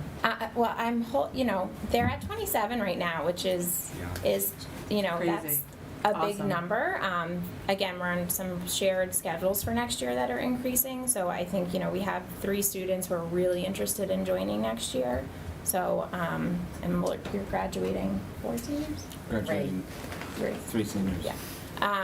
So we'll probably be around 27, if not a little more. And then we usually see a pretty big uptick second semester. And what's your max number? Well, it really depends on the service the student requires in terms of special ed hours. I think, when we start to approach that 30 number, then we have to kind of look at our student-staff ratio. I mean, Anne Marie joined last year because we saw an uptick in some of the support services we needed, and that decreased some of the population at the high school, so we shifted that FTE. But once we get around 30, we'll probably have to look at that a little bit more. And is Trackside working for you guys? It's a great space. Yeah, it's been a good space. Great location. Yeah, So- the location's so good. great. Yeah. And then community steps, I'll let Denise speak to, which again is a really relatively new program that we started with 4 students, and we're expected to have 13 next year. And again, these were students before community steps we weren't fortunate enough to keep within district. So it's really exciting that we get to have them and be part of our community, which I know a lot of you see out and about. So I'll let Denise take it over.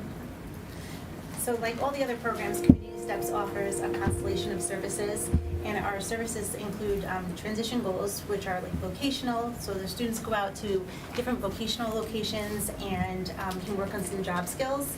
We have post-secondary goals and objectives. We have, independent living they work on. And like Melissa just said, our program currently has 9 students, and we're projected to have either 12 or 13 next year. Next slide, please. Thank you. Here are some parent testimonials. And I think, the leader parent, she's had a student again in district since preschool. So again, has really been through the continuum of services. And Lori's son Liam is a student that we were able to bring back from out of district in Emily's program and then keep with us through community steps. Bernadette's back. You can go to the next one. There's not too many of our videos, I promise. So here are some of our partnerships for our vocational settings within our community. Ambler Farm, Wilton, CVS, Bob's Store, Rising Star, Chartwell's, Stu Leonard's, Paws, Wilton Library. So we're able to go into all of these locations every day and give our students the opportunity to work on those job skills, job readiness skills, so that's great. Here are some pictures of our students. The top corner, that's one of our students at Stu Leonard's, and he just had an interview, and we're pretty confident he secured a position there, so he'll be starting there in May, which is amazing. One of our students who works at Paws, she goes there twice a week, and it's like a therapy session for her every time she goes there, and she's working on those job skills, and just amazing to see the growth there. Chartwell's, so we're at both Wilton High School and Middlebrook, and we're able to work in the kitchen there, work on those skills. Being at Bob's Store, that's a new location for us this year, so we were pretty excited to land that location. If anybody owns a business or works somewhere, give me a call. We can have some students come in and do some vocational work for you, some internships. And we love doing community service. We've done Socks for Soldiers in the past. I had a trunk filled with socks, and I was finding them under my seats for a couple weeks after. Our holiday food drive this year was tremendously successful. We collected over $300 in cash and bundles and carloads to bring to the food pantry this past holiday. And then we did boxes of hope and happiness for Ukraine, so we filled shoe boxes for kids, and then we also collected backpacks, and that was the drive that we were able to collect over 500 backpacks for women and children, refugees of Ukraine.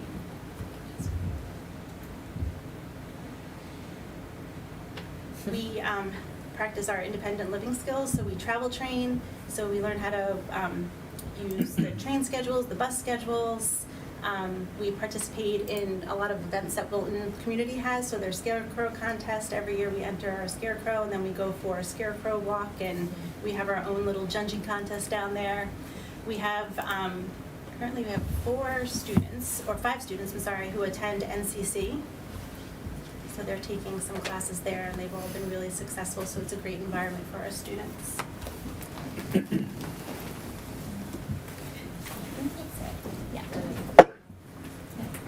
Any questions or comments? So the goal is to get them placed somewhere in a community with a job and some kind of viable work for them. Yeah, it depends on what their goals are. I mean, we have some students who want to transition to a 4-year college, so our work is to kind of skill them up on some of those executive functioning and management skills. Other students, their goal is paid employment, so we work really hard to get them a vocational job. And then Denise does a phenomenal job working with families and agencies, so whether a student is eligible for support through a federal agency like DDS or DEMIS, anybody who's been through that process, it is a lot of acronyms and extremely overwhelming for a family to go through. And Denise, along with Naomi and Liza Starnino, a social worker at the high school, really help families set up a continuum of services. Andrea's words, so families can have a bridge and not a cliff when they leave us. Yeah, that's great. So cool. Yeah, thank you so much. It's great. You guys are angels.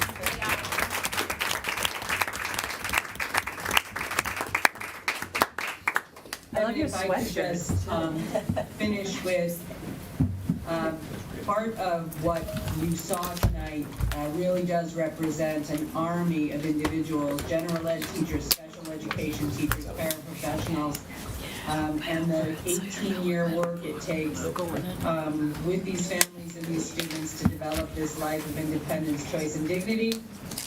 What's happening here in Wilton is being recognized nationally and internationally. One of the teachers sitting in the audience tonight, Betsy Caridi, will be traveling to Africa to work around her work with young people with autism internationally. And then the entire program for working with our most complex needs, students with our most complex needs, has been recognized by the University of Cincinnati as one of 8 school districts in the nation to work in their study of understanding what best practices in equity and inclusion for children with the most complex needs, and what we can do to help other school districts develop opportunities for equity and inclusion of students with the most complex needs in their school districts. So what you saw tonight is really, the people who spoke tonight did not take the credit they deserve for the work they do every day, each and every day with their students and with their families, to allow our students to develop the life they want and they choose. And so I am incredibly proud and honored to serve them, and the work they do is most days quite miraculous. So I thank them all for their work. And salute them every single day. So, thanks. Thank you. Thank you.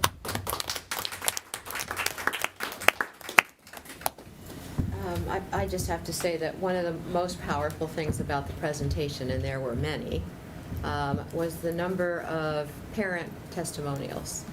I'm not sure 10, 15 years ago that programming was such a strong partnership that we would have heard the same themes. So, kudos again to building that team approach, because it's all won or lost with family communication. So, thank you. Yeah, bravo to this wonderful staff and all of their colleagues in all of our buildings. Keep it up, please. Forever. Good. Thank you. We don't want to keep you any longer. We kept you. So some of you at Cider Mill and Middlebrook want to hang around for the late breaking news announcement. Oh. I'm sorry for the disruption a moment ago. So I just learned there is an electrical issue at Cider Mill and Middlebrook. It sounds like maybe a tree hit some wires, but caused some damage to electrical panels in those schools. So we can't open those schools tomorrow. So Jen and Toby are alerting their respective school communities now. Lucille's putting out an announcement. We're going to flip to remote learning for those schools to the best that we're able tomorrow and try to have some kind of day for kids.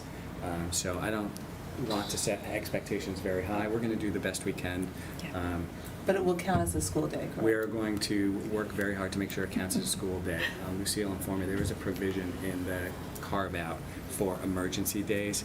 So I'll verify that in the morning, but let's set it up, let's plan on it, and then, if we need to argue with the state about it, we will. Well, even if you can get. So it's both schools that are, so something must have hit, So there was a wire that feeds into both those of schools. those. Yeah, so somewhere I think maybe out on School Road. We've had issues in the past where like a breaker has tripped and knocked out power to both those schools to Comstock. So it's somewhere in that same area. But it sounds like there's pretty substantial electrical damage to the panels. Do you know if there's an adage in town around those, like, families and houses, or? I don't. Okay.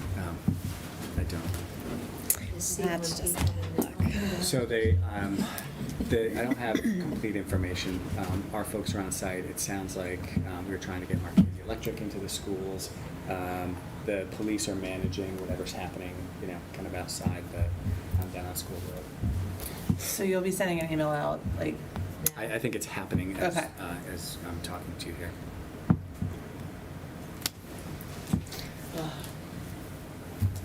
Never a Can't dull make it moment. up. That's exciting. Can't make it so up. exciting. Right. Say to that. Never a dull moment. Let's just stay here for a couple more hours. See what else happens. Not have to go home. Oh, dear. But then we're messaging the families every which way we can, because they're going to be taken totally by surprise. Yes, I think Okay. like me. It's Yeah. you. Yeah. And yeah. you said Cider Mill? Cider Mill and Middlebrook. 1 out of 3. Okay. So do you want to talk about COVID No. on top of that? Why don't we? So, listen, it's been a great run so far. The late February, early March was pretty spectacular. The last couple of weeks we've turned a corner in the wrong direction. The state has, and so I think you've probably heard or read some media reports about this newest variant. Maria and I, maybe some others, were on a call with DPH. And so they were reporting they're starting to see the presence of this new variant here in the state of Connecticut. Consequently, we're seeing active case rates tick up again. And so we, the last couple of weeks, we've seen our numbers increase. Since April 1st for us in our schools, we've had 34 cases. They seem to be, concentrated around Cider Mill again. Spread across, some adults, primarily kids. We had 2 classrooms, one at Miller Driscoll a week ago and one at Cider Mill this week, where there seems to be some cluster. And so, I don't think we can conclude definitively that it's all in-school spread, because we do see some parent-to-child transmission. But we're definitely seeing it in classrooms. So we made the decision last night in consultation with Dr. Mackin to allow for temporary remote learning for that Cider Mill class. So I think that started today, and so we have some families who are participating. In terms of how we're responding, we're not at a point yet where we would turn around and say we need to require masks. So masks are going to remain optional, and I would certainly encourage families to continue to watch the numbers, continue to watch for letters, continue to check for symptoms and certainly engage in those mitigation strategies. We know that works. So vaccination if people are eligible.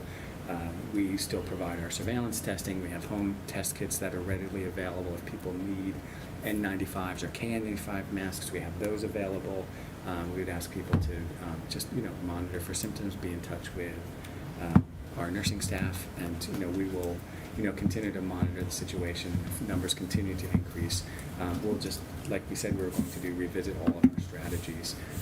Working on setting up a conversation, I think for early next week with Dr. Shaw, Dr. Mackin, and Maria, so we can just, again, look at the landscape, again, look at our trends, and then, just assess whatever other recommendations there might be. When we were on with the DPH on Tuesday, those epidemiologists also made it clear that there's no decision at this point at the state level to alter any of their recommendations. And so I think, we're going to stay the course.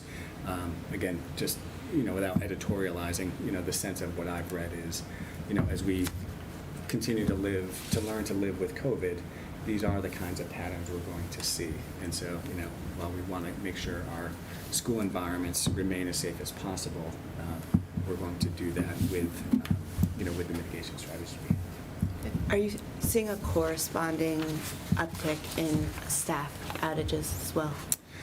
No, we're not. And if you see the numbers that we published, there's definitely a higher concentration among students. We have seen an increase. I mean, it's small, but there is. You heard it tonight, right? Yes. There is definitely COVID activity among staff, and that's something we'll, again, continue to pay very close attention to. Is if we hit a point because we have, so many staff out because of COVID, then we have to consider different decisions as well.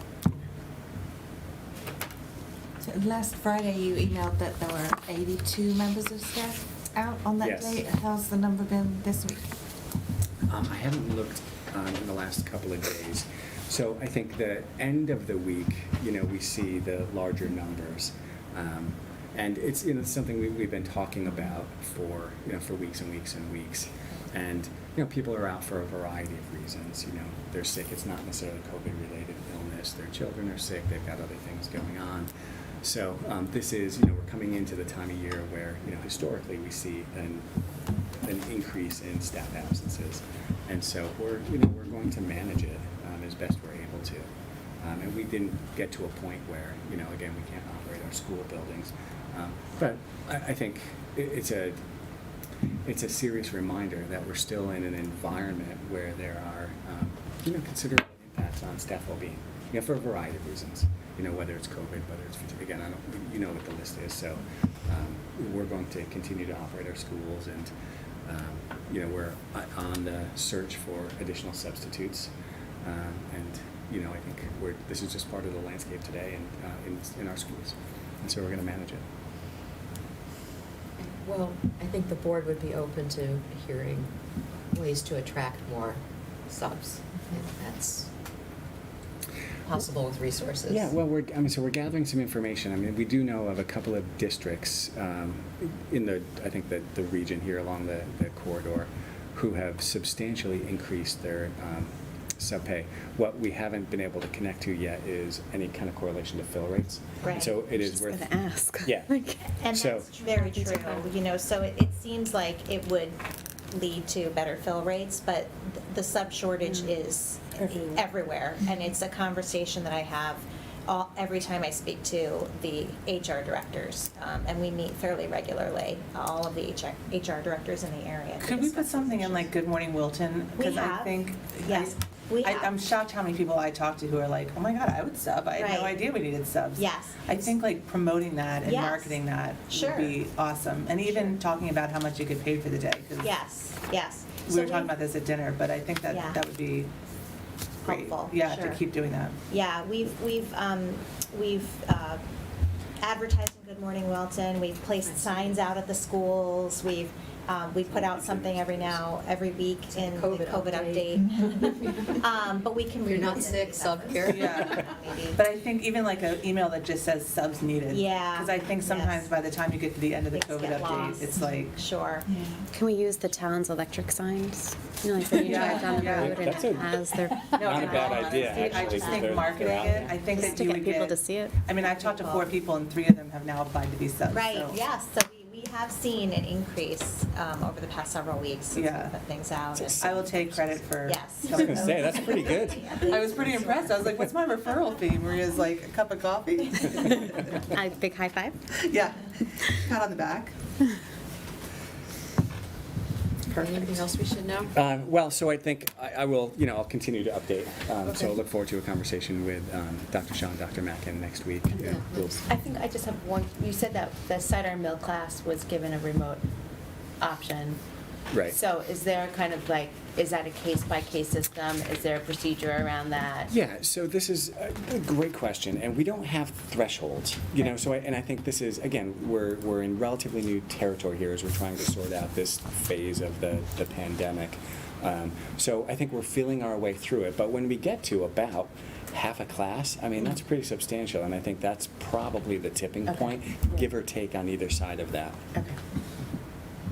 Would you, you're in the Yes. middle of this, so would you add? Right, and so I would just add that, we monitor every case very carefully, and even when there are 2 cases in a class, we're asking those kinds of questions about what else we can do, and that's triggering communication with Dr. Mackin. So we did that last week when we had, 4 cases in a Miller Driscoll class. We did that several times this week as we saw the case numbers rising in the class at Cider Mill.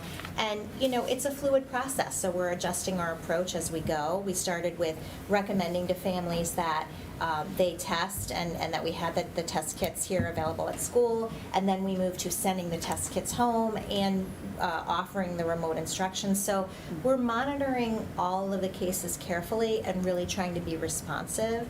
But Dr. Mackin also made a very good point about the fact that some of this spread could be happening outside of school in shared activities, because many of these kids have gymnastics together or theater Yes. or other kinds of things where spread could be happening. So, it's really difficult to isolate the variables and point to one factor, but just I was wanting just to be more responsive. kind of about like the continuity of the classroom and Right. the learning. Yeah. So that's Right. more, Right, was, Mhm. sure. yeah. Yep, no, I think we'll have to kind of feel our way a little bit. Okay. That brings us to our budget update. Well, where would you like to begin? I think when last this board met, we hadn't yet received the good news about the opportunity to bond, which we talked a lot about this week. So within the final number that was approved, we are able to reduce that number by $205,002. That was the composition of whatever floors and lighting we were going to try to do this year. So that automatically can come down. You were either there or at their Monday meeting, the Board of Finance further revised our operating budget. And so what I sent to you earlier today was a proposal to reduce the current operating proposal by an additional $485,000. And so you see the list. I'll just walk you through it so you understand, what I'm looking at here. Some of these reductions, you'll see there's kind of by magnitude, relatively small and then, incrementally larger. With respect to the smaller reductions, I would just underscore the point, as we've been talking about now for a couple of years, that we have squeezed our non-personnel accounts pretty tightly. And so, while we can do a little bit, there just aren't buckets of money unless we're willing to choose to sacrifice programs. And I don't think that's wise. So in some of those places we are, kind of working on the margins. And then we have some other just, a couple of opportunities that have emerged through, natural changeover. So at the top of the list, I think we can easily realize about $15,000 in savings simply with the transition to a new athletic director and the transition to a new assistant principal at Cider Mill. The folks that are leaving us were paid at the top of the administrative scale. The newer folks coming in will be paid toward the bottom of that scale, and so there's just a natural differential that we can take advantage of. Kevin, what if someone coming in has a lot of experience and is just an AD moving from another district or a AP moving from another district? Yeah, I don't think we wouldn't necessarily credit them by putting them at the top because it's experience in Wilton. Am I correct on that, Maria? Well, it's typically it is. However, there is room based on the qualifications of the person and trying. It depends on how competitive we might want to make the offer. So, generally speaking, we start the person at a lower rate, which is typically at about 92.5% of the max. However, there is room for movement based on the qualifications and years of experience. So that number is not like a guaranteed, it's like an estimated. Yeah, I think it's a very good, reasonable, in the years that I've been here, and I've hired a fair number of administrators now, I don't remember a single year where we've ever started a new administrator at 100%. So I think, okay. I feel comfortable with that. Okay. And this wasn't already figured into your staff turnover? No, right? No, because these were unanticipated. Okay, because sometimes you do an estimate, so this is above, you're comfortable this can be above and beyond that? We're going to meet that target plus this, maybe this. Yeah, I think so too. I'm thinking of the list. We have the vacancies listed on a whiteboard in Maria's office. Mm-hmm. It's a long one. It's growing It every is. day. Mm-hmm. Okay, Yeah. all right, I just want to make sure that we're not. Debbie, they were not in my projection for the staff replacement. Okay, great, thank you. They were not. Right. The next item there is also, that's a bit of a freebie. We just signed a contract for a new website service provider. So we'll be leaving Final Set at the end of this year, and our new service provider is a company called Gabbert. And we're able to realize $10,000 in savings just from achieving a new contract. And that only happened in the last week. So that's, very recent good news. We went back and looked at the technology budget, and I asked Eric Hawkinson, if we could take a reduction there. And so we are going to take a $10,000 reduction there, and what that means is we're going to buy slightly fewer Chromebooks. So typically we replace whole classes, and then we pick up a few additional, so we have some spare Chromebooks because we oftentimes will ship them up here so we can do testing and things like that. So we'll just have fewer new Chromebooks next year. $10,000 isn't, we're talking about 25 or so, 350 each. Kevin, could we ever, and I don't want to open a can of worms, look into offering students to buy their own books like they do at the high school, at the middle school? Yeah, I think we could. I'd have to go back and just, retrace our steps. We had, I think, good reasons why we were choosing the Chromebooks for those kids at that age because of the programs we run, because of the way we're able to control the Google environment. Mm-hmm. But we could certainly look at it. I was just talking to someone at another DRGS school. We can talk about it another time, but I thought that was interesting that they give you the option. Yeah, I just need to know more about that. I'm not aware of. I just haven't looked into other middle school age. Bring your own device. Mm-hmm. That's Mandy's question. Yeah. So when we were first set this up some years ago, we were thinking about the kind of testing we do, map testing, SBA testing, Right. And so we needed capacity to be able to control the browsers to do the secured testing. So I just have to look at how that works. And here at the high school, kids don't use their own devices for the standardized testing we do. So we just have to understand, all of those factors. But we can certainly ask the question.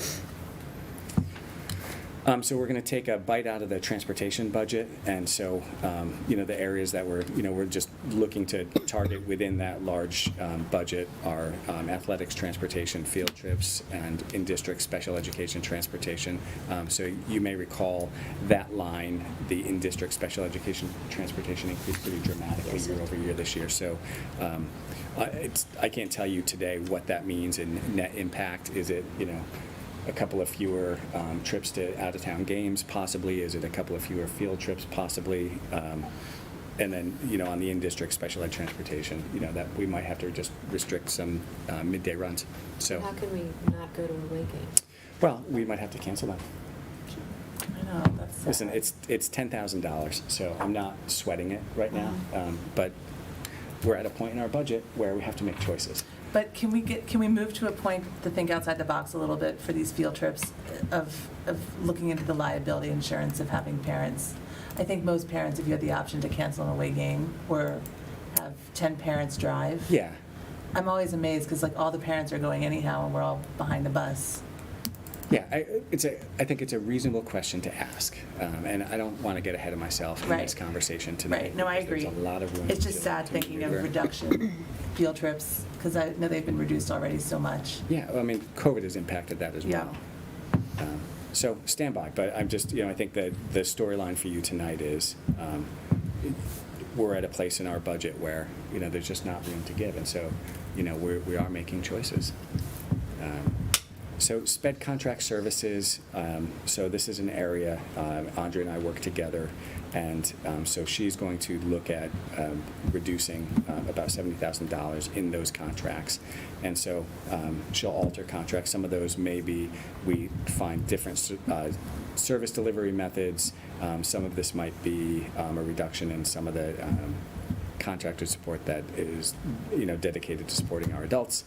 So she'll be able to fill us in a little bit more as she refines that, but she felt like that was a reasonable number that we could retract. The .8 school social worker. Wait. That's a pretty broad brush. I think we would need more details about what that means. Okay. Yeah, I mean, she's in going back through her contracts now, and so as we've had the conversation, I can't see if she's actually on or not. She is. Andre, do you want to speak to this line? Yes, that line supports a wide variety of consultative services and direct services to the teams at the building levels, working with a broad variety of students. So what we'd be looking to do is to reduce some of those services and tighten our belts with some of those services to the staff, some of those consultative services across the year. It would be a reduction, but it wouldn't be a deletion by any stretch. So the staff and students would still get the support. It would just be done with a tighter budget, much tighter budget. Okay, for my sake, I would just need a little bit more details because you either need a service or you don't, and I'm just trying to figure out how I just have to wrap my head around the idea. These are direct services to students. All the direct services required by IEPs would be provided as they always are. These are consultative services.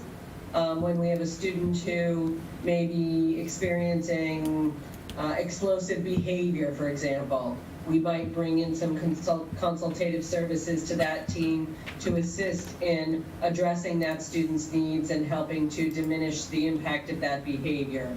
If we had a student who had a very complex communication system, some technology that needed specific staff training, this account would serve that. So we would still bring the resources to bear. They would just be brought to bear perhaps less frequently or perhaps with less intensity, perhaps move some to virtual versus on-site service. So that's how we would trim that budget and tighten those reins. All right, thank you. The next item is the proposed .8 social worker that we had slated for Middlebrook. You've heard me talk earlier this year. In the ARP ESSER grant, we had carved out some dollars with the intent of contracting with Family and Children's Aid out of Norwalk to provide social work service. They have struggled to fill the positions. And so at this point, we're just not going to go forward with that contract. So working with Mary Ann, what we think we can do is move, we're going to have to reduce the amount of social work support that we can afford, but we can move a 0.5 of that into the grant and cover a 0.5 for 1 year. So that would give us some additional support. It wouldn't give us the full 0.8 we were hoping for. And then when we get to the end of next year, that grant expires, and so we'll have a decision to make about whether or not we keep that position and build it into the budget, or if we just eliminate it. My question about that is going to be, this board has been very much about data. How are you guys going to show that we need that person or don't need that person? Are you guys going to have something measurable in place that will guide that decision? I think we've been just with mental health care support in general. We have lots of anecdotal data, and so we can. And I think we've been trying to come up with an efficient way to gather that. So drop-in services, the number of service hours provided to kids, those are the kinds of things that we can do. The number of referrals, estimates around crisis response. That's a lot of what our social workers do. So I don't think we have a clear model of how to best demonstrate that yet, but we've certainly had plenty of conversations about how to try to get our arms around it, and I think that's probably how we would approach it. Okay. The next item on the list is a half of LMS para FTE. We had a retirement this year here at the high school, and so we're going to fill that partially, but we're not going to fill it fully, and so we're just going to eliminate that position. Moving on the list, Andrea had requested a sped paraprofessional. This is another area where we're going to have to just reorganize our existing staff. As you're well aware, there's risk here too always, because we, at least in recent years, we have families move in who require one-on-ones. So that's, we may find ourselves 3 months from now scrambling to find a para, but for the moment, we think we can manage the reduction. So if we take that out of our budget and then we find out we need it, where are we getting the money from? That's where, we scramble again, and we have to go back to other lines, and we have to cut or freeze. We have to, not spend on whether it's, some of those non-personnel accounts, supplies, books, other areas. I mean, we've found ourselves in this situation in the past, and, we manage it, but it's not ideal by any stretch of the imagination. Kevin, I know you've looked into this a lot, but it kills me that almost $400,000 is from interfacing student services and teachers. Is there any way for us to look at other options, or is this pretty much? These are the options. Yeah, and I understand where you're going with that, Mandy. I think there are some folks in our community who have adopted this idea of student-facing versus non-student-facing staff, and I reject that because it's not accurate. And I think what I would encourage all of us to do is to consider the entire system. And so it's not just the teachers in the classroom or the support services in the classroom. There's also a human infrastructure around them that they need to have. Right. And so, let's talk about instructional coaches, because that's been the topic du jour this week. We have set a very aggressive academic improvement agenda, and our coaches are vital to that. They've been vital since the day that we've hired them. It's taken a couple of years in a couple of our buildings for them to really gain a foothold with our staff, but they provide an essential service. And if I thought we could reduce the instructional coaching staff or some other related staff member that's not on this list, it would be on this list. So you think that they're as important as a math specialist? I do, because they're more so. They're capacity builders. We have to lift the entire ship here. Right. And so our coaches work across teachers to build capacities of entire departments. And so, again, there are no good choices here. Right. None of these were in my original proposal, to be reduced. And I totally understand that. I just would love to get a survey at some point. There has to be some way that we can define that this is working or not. Because it's a lot of money. It is working. I mean, you see it in the achievement data. And I think in the note that I sent to you the other day, I would invite you to go see for yourself. Right. You know, and like just go watch, and then you can talk to teachers, and you can talk about the impact. We had a couple of the elementary teachers on before who, well, anyway, I think. All right, you know, no, I just wanted to make sure that we were clear that it just kills me to see a math specialist when we're all doing is really concentrating on math. Yeah, and I would say we're keeping our math coaches. Yeah, and so I feel I share your pain, right? This is, you know, this. Right. No, I understand it wasn't easy This didn't to come drop up out of with. the sky. Yep.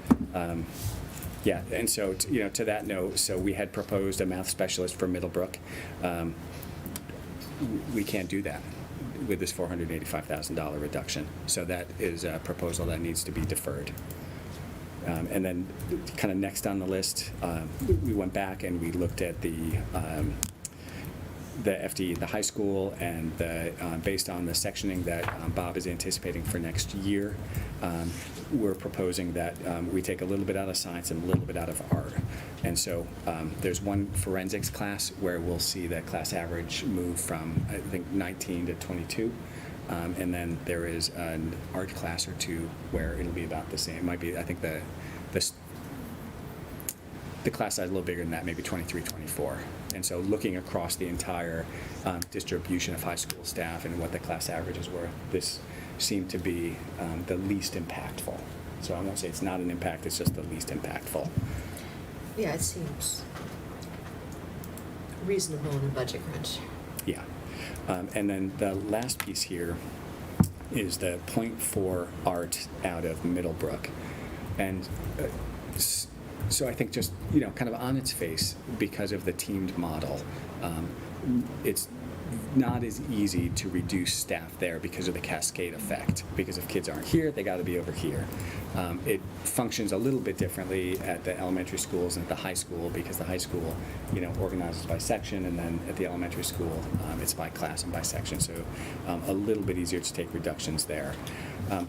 We're looking at an incoming sixth grade that's a little bit smaller. So I think 275 kids is what the estimate is today. We have an art vacancy, and so what I'm proposing is that we just don't hire a full-time art teacher.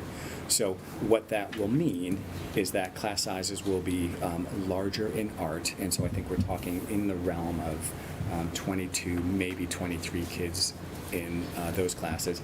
And then there's going to be a bit of a cascade in some of the other classes. So I think art's paired with some of the music classes. So for sixth grade, we'll see some increased music classes as a result, because of the distribution of kids, the way it's organized. But talking with Damien today, who really, you know, builds that schedule, he thought if we were going to reduce, this would be the place to do it, and it wouldn't be, it's not going to crater the program or create class sizes that are so large they're unwieldy. What is that, like 25? Well, in an art class, you don't want classes of 25 in an art class. Right. Yeah. That's what I'm at. Yeah. Yeah, so I think, you know, 22. 22.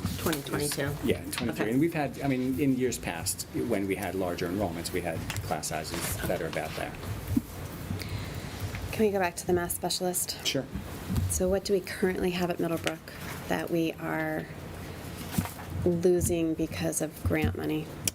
I know we went through all this, I just don't remember. Yeah, so we're not. I don't think it was. So we had a 1.45 interventionist, and you'll have to help me with this if my memory is off. I think we had 1.45 interventionist for this year. Right. But there was never an intention to keep that individual past this year. That's right. And that person was funded through ARP-ESSER. Right. So we have, in the other, I don't think there are any other grant-funded people in that building. You know, we're holding on to our AIM teacher, our other math interventionist that we added a year or so ago. We're holding on to our math coach. So this was a proposed new that we're just not adding. So we'll have two math interventionalist teachers, like the AIM and the So we have an AIM, and just again, if my memory is not working right, help me. There's a math interventionist, And the English full-time math interventionist, and a full-time AIM Yeah, teacher. and those are staying That's put. it. And then Yes. a full-time coach, Yes. Yes. one math coach. Right, right. But we look at the coach as sort of being separate because the coach supports STEM, not just math, and it's not just math intervention. Math intervention and AIM are sort of two very specific Mm-hmm. focus areas, whereas the coach is supporting all of STEM, all math and science. Is it ever a possibility to reduce, if we need to keep our coaches, is it possible to reduce our FTE for a coach to then keep an interventionist or get an interventionist? So we can kind of have our cake and eat it too? I'm not sure I understand the question. So we would reduce coaching FTE and so you're talking transfer from Part of our coaching FTE to our math interventionist. Yeah, I think, these are questions that we've kicked around previously, certainly among, the administrators.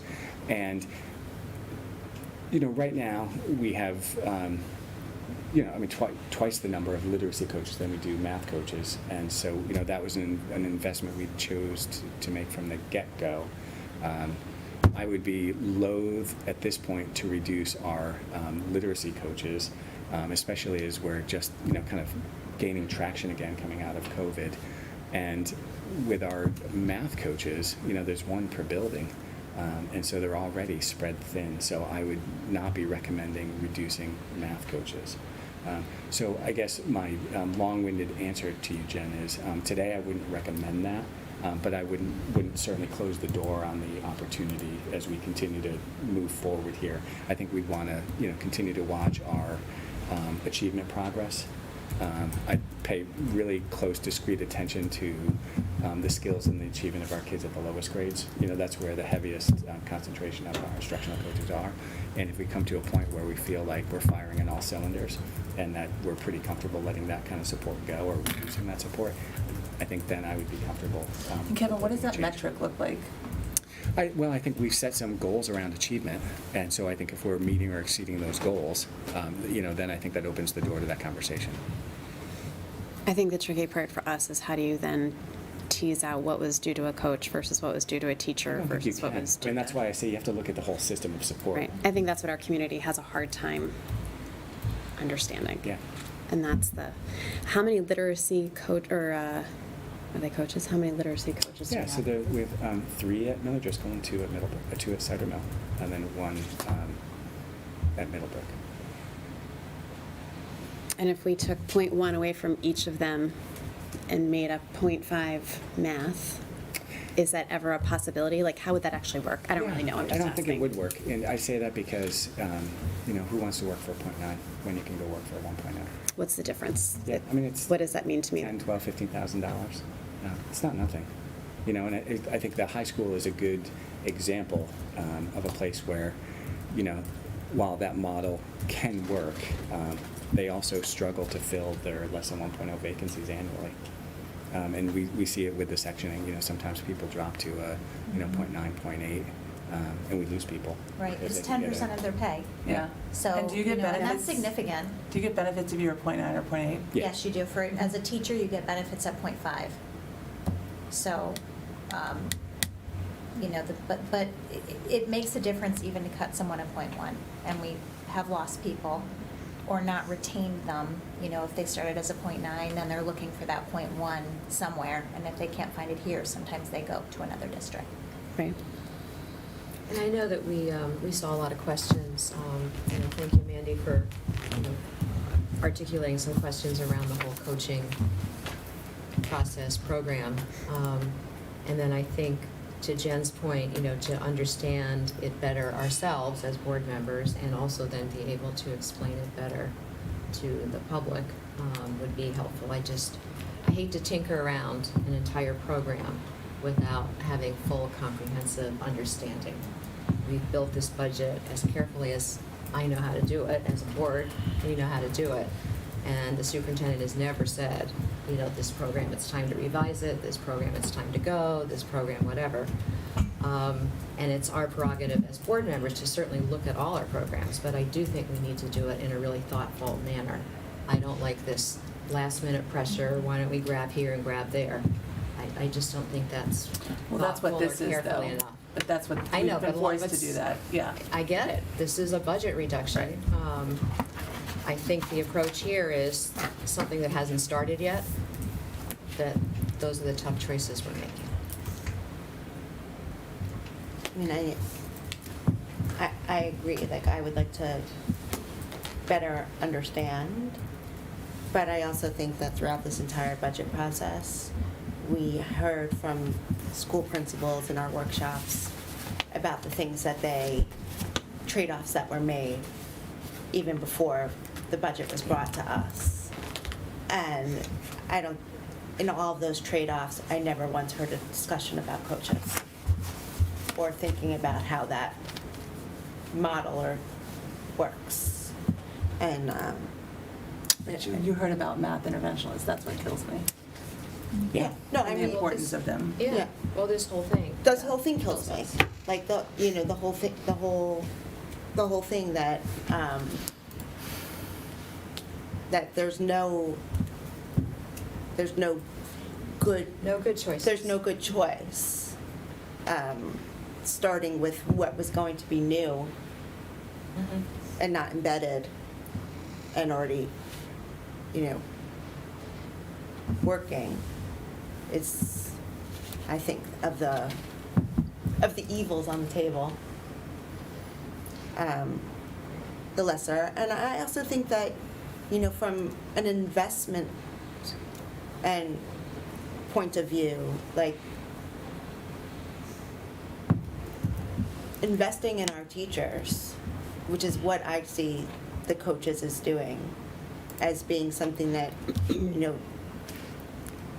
making sure that their professional development and their education is continuing and ongoing as the enterprise of teaching grows and changes over time, is of vital importance too, I think, of what happens in the classroom.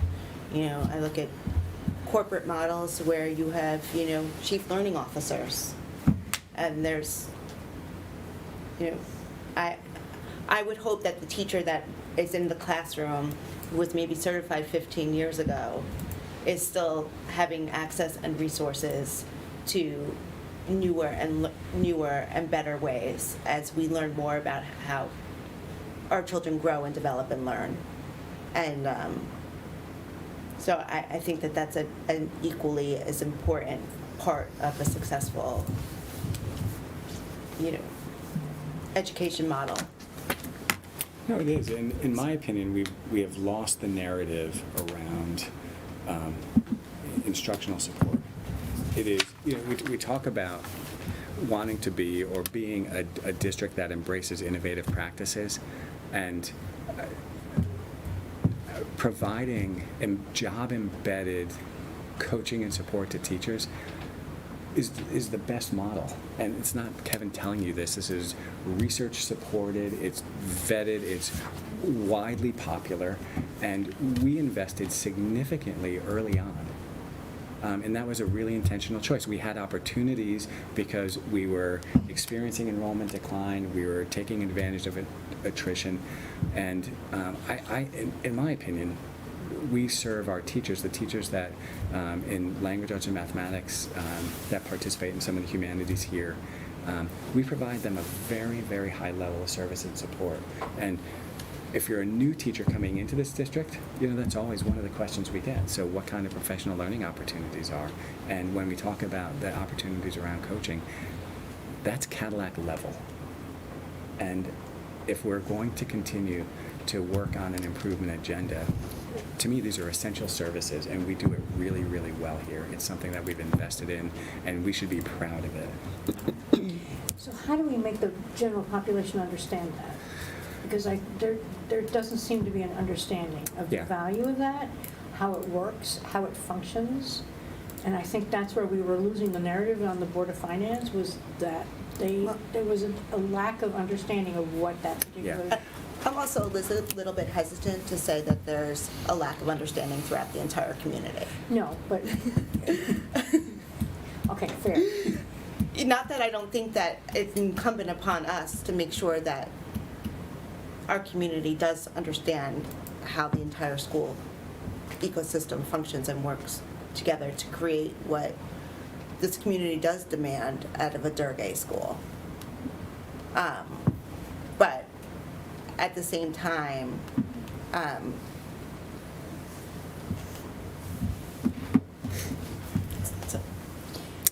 Well, I go back to, remember in September, or maybe it was August, it was 2021. I don't remember. And we heard this whole workshop on accelerated learning, and we're gonna just change the model and, get all these COVID learning gaps, and we're gonna, just kind of need to like emphasize this instead of that, and da-da-da-da-da.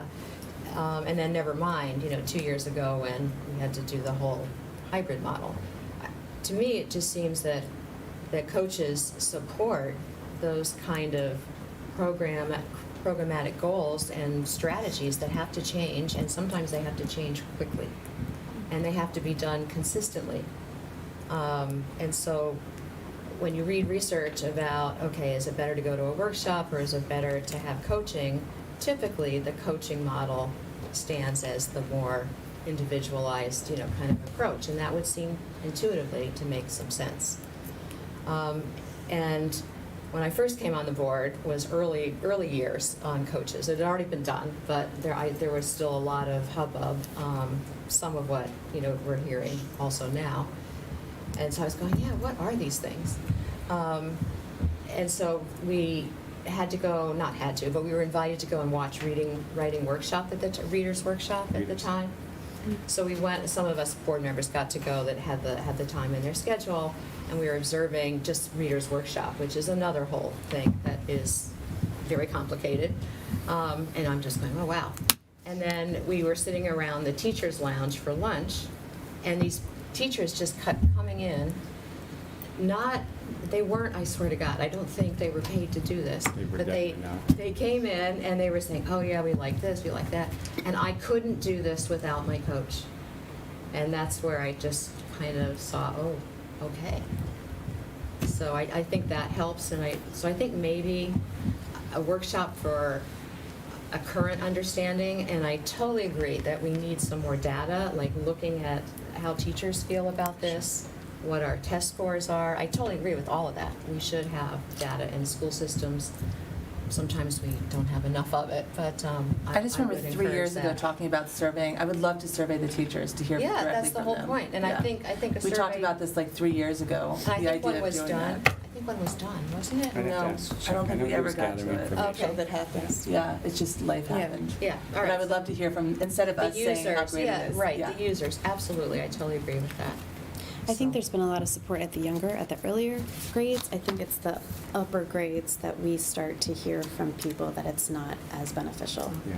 And I think that's where. And don't confuse like effective coaching with change, right? Because that is also part of the challenge that we've experienced at the secondary level with new models, new approaches. We have folks who were and are, very accomplished, but I mean, think about, the folks and you've worked with, who are committed to a particular way of doing things. And so change is hard. And when you introduce the opportunity for coaching, that can feel threatening. And so I think that's a dimension that, we've worked really hard to manage. And I do think, Chuck, I think, can speak to this probably better than I can. But I wouldn't say it's true for everybody, but I think we absolutely turned a corner with that. And I think specifically, here at the high school, with the role that Eric Mendelson is currently playing as our humanities coach. He's been absolutely instrumental in supporting a host of teachers, and they would tell you. And so I think, in I that would just survey, love to that hear exactly from them. would be what you would hear. Certainly coming through the last, 24 months with COVID, the work that he has done as teachers have had to, have been forced to change their practice yet again. Absolutely vital. All right, well, we're sort of getting into workshop material. We are. I'm going to go back to the math specialist. Are you sure? There is nothing else in your budget? Jennifer, if there was, it'd be on this list. And so what I'm looking at here is for next year, we are not going to be able to increase intervention services. We're going to maintain the status quo that we have, and we're going to, work the daylights out of our kids who are getting intervention. If there was another way to keep this, it would be in front of you. Well, the other thing to remember is that this number is not necessarily final. The Board of Finance doesn't yet have a final number for our budget. They have to do that on, is it April 12th? The 12th. And also, this whole list here assumes that the infamous elevator costs will somehow be restored to our budget. And if that does not happen, then we're going to have to add another 200,000. It's like 2 additional FTE is how I'm thinking so about it. this, So I think at this point in time, what we have to do, and Kevin, I do hope you hear Jen's plea. I do. That if there is a way of saving And them, mine. especially, everybody. Yes. Yeah, I'm sorry. Middlebrook is taking a hit. It's just sad. What if we come up with what we come up with and go back to the Board of Finance and say, we have come up with all of this, but we are now, to meet your number, that means we are cutting our math interventionist. Send them this. And will you Well, I consider? hope they're watching tonight, to be honest. Because it's a little, when they say, well, what's, 400 and something on an $87 million budget, this is, That's what it is. this is what it is. Or 688,000, depending on that elevator. If they do not restore the elevator money, because the bonding stuff is dead. That's just, it's not going to happen. So hopefully the Board of Finance can understand that and decide what to do with the elevator money. I just, when you, It's a and that has to happen. If we could postpone that elevator, maybe some of us would want to do that. But we literally cannot do that. Right. okay. So anyway, so hopefully even this list doesn't happen, but we don't know yet because the Board of Finance hasn't determined our number, and also we don't know what's going to happen with those elevator funds. What we do know is that $202,000 that we announced on March 23rd at the public hearing, that can be, that all those things can be bondable down the road. So we don't have to put it in our capital operating budget. But we still have the $253,000, 200 and some, 200,000 for the elevator and 50s for the floor study or Correct. whatever. Mm-hmm. Okay, so we still have some things outstanding. So we won't be able to really decide on anything until our next meeting, am I right? That's right. Yeah, I think we need to see And we how can't the meet Board of during spring Finance break. lands. No, so our the next meeting is April 28th. Okay. And then we'll have a very clear picture of What are numbers? where we are. Yeah, and if there's any movement between now and then, I'll come back with a different list if I can. And for anybody April- and watching at home, and feel free to April- write in a letter or an email. That's right. And April 12th, and to Jen's point, we can send this list to the Board of Finance and say, here's what we're discussing, because it's absolutely true. I mean, I can wrap my head around everything else. I trust Andrea and what she can do with her team. That's my one issue is your math. Understood. Just- Well, I think stretching special ed is also dangerous. Me too. Oh, well, you're 60. What? Yeah. This is, And well, I again, also, the we have to social go- worker, I find concerning as well, giving but the we have Well, at environment. least we have that. You just lost a 0.3. Yes. It's better than not having any Yeah, of and it. I guess, I mean, at it's- least, to some 0.3 extent, you doesn't can look say bad. in Middlebrook right now, they don't have this math interventionist, so they are making it work right now.